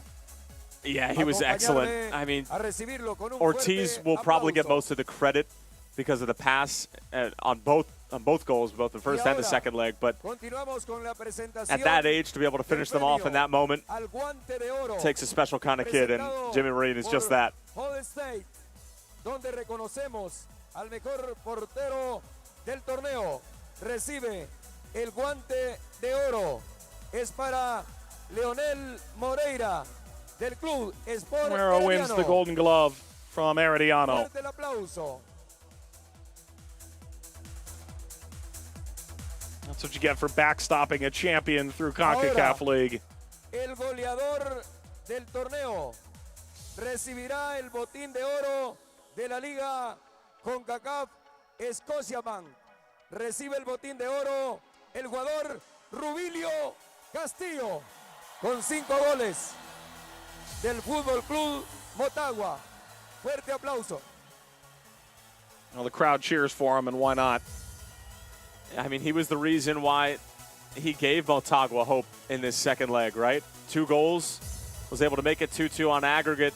Didn't have a ton of opportunities after those 2 goals. You know, was caught offside a lot, was just really anxious not only to get the third, but to give his side the lead. And sometimes in those moments, it's the moment that can get the better of the man. And Castillo, who's done so much in his career, scored so many big goals, is just sort of a shame that wasn't able to find that magical third. Ballon d'Oro, the Golden Ball, MVP of the tournament, Hendrik Ruiz. And he was also in the running for Golden Boot, had 5 goals. Didn't see his best in the final, Mike, in either leg. Probably better in the first than the second, just due to the nature of the game. But, I mean, he's an excellent player. He's been in the middle of everything for Herediano moving forward. And you can't really argue with a player of his caliber coming away with that, even if he doesn't pop up in the score sheet every game.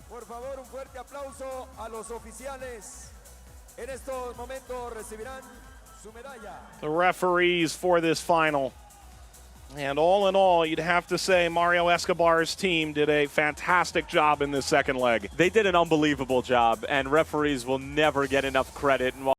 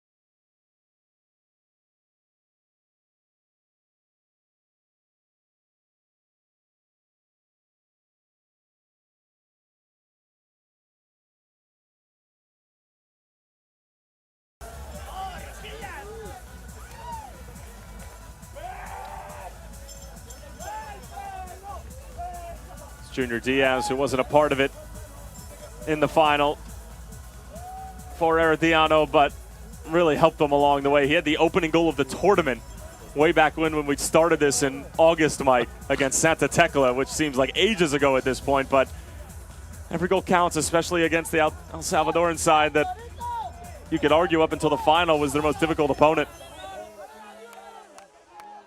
And the technical staff, some were allowed on the sideline for this final, others were not.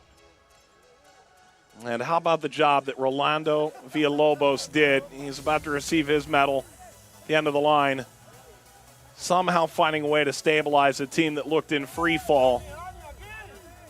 The corpse is alive and well. The cadaver coming through with an impressive coaching job. Just enough on the road.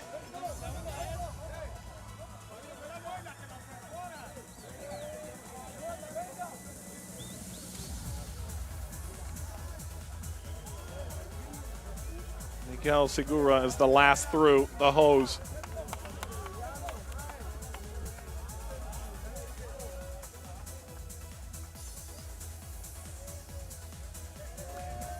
Well, it's an unquantifiable moment that's about to occur.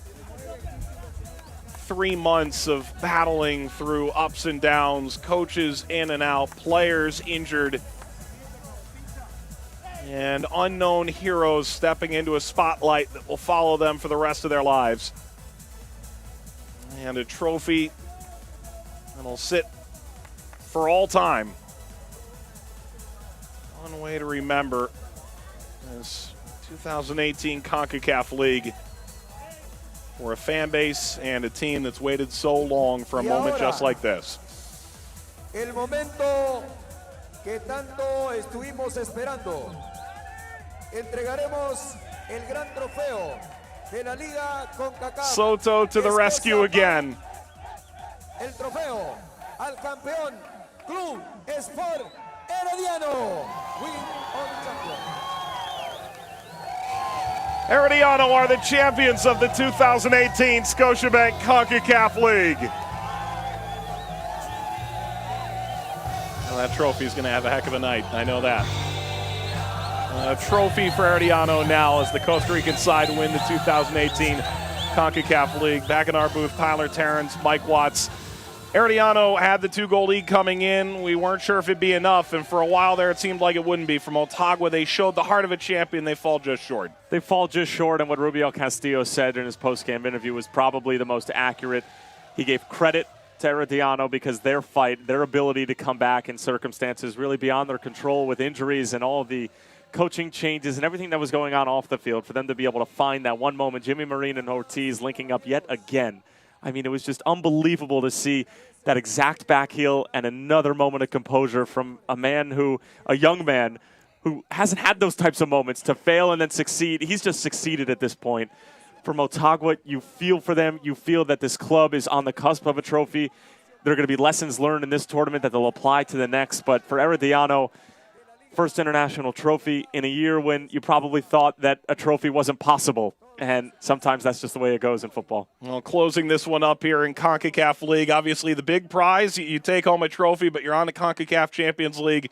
Herediano certainly a worthy champion, no question. A worthy champion, and they're worthy of the Champions League as they have been so many years ago. And this is their first chance to really experience Scotiabank CONCACAF League. And just, you know, a quick note on that. This continues to be a tournament that provides unbelievable fixtures, electric atmospheres, and games for clubs to really be able to go at it and to have these moments where you can hoist a trophy. And it's just incredible that this tournament has taken off. It's 2 years in the books now, and each year it's more and more confirmation that it was the right thing to do and the right thing to put in place. And for Herediano, now your ticket is to be able to take on a Mexican team, an American team, a Canadian team, and test your luck in those waters, and hopefully they'll have things more shored up. And Junior Diaz, Rene Miranda, and the whole slew of injured players for Herediano will be ready to go when that comes the time. Yeah, Herediano ready for February. We're certainly ready for August when this all starts again in 2019.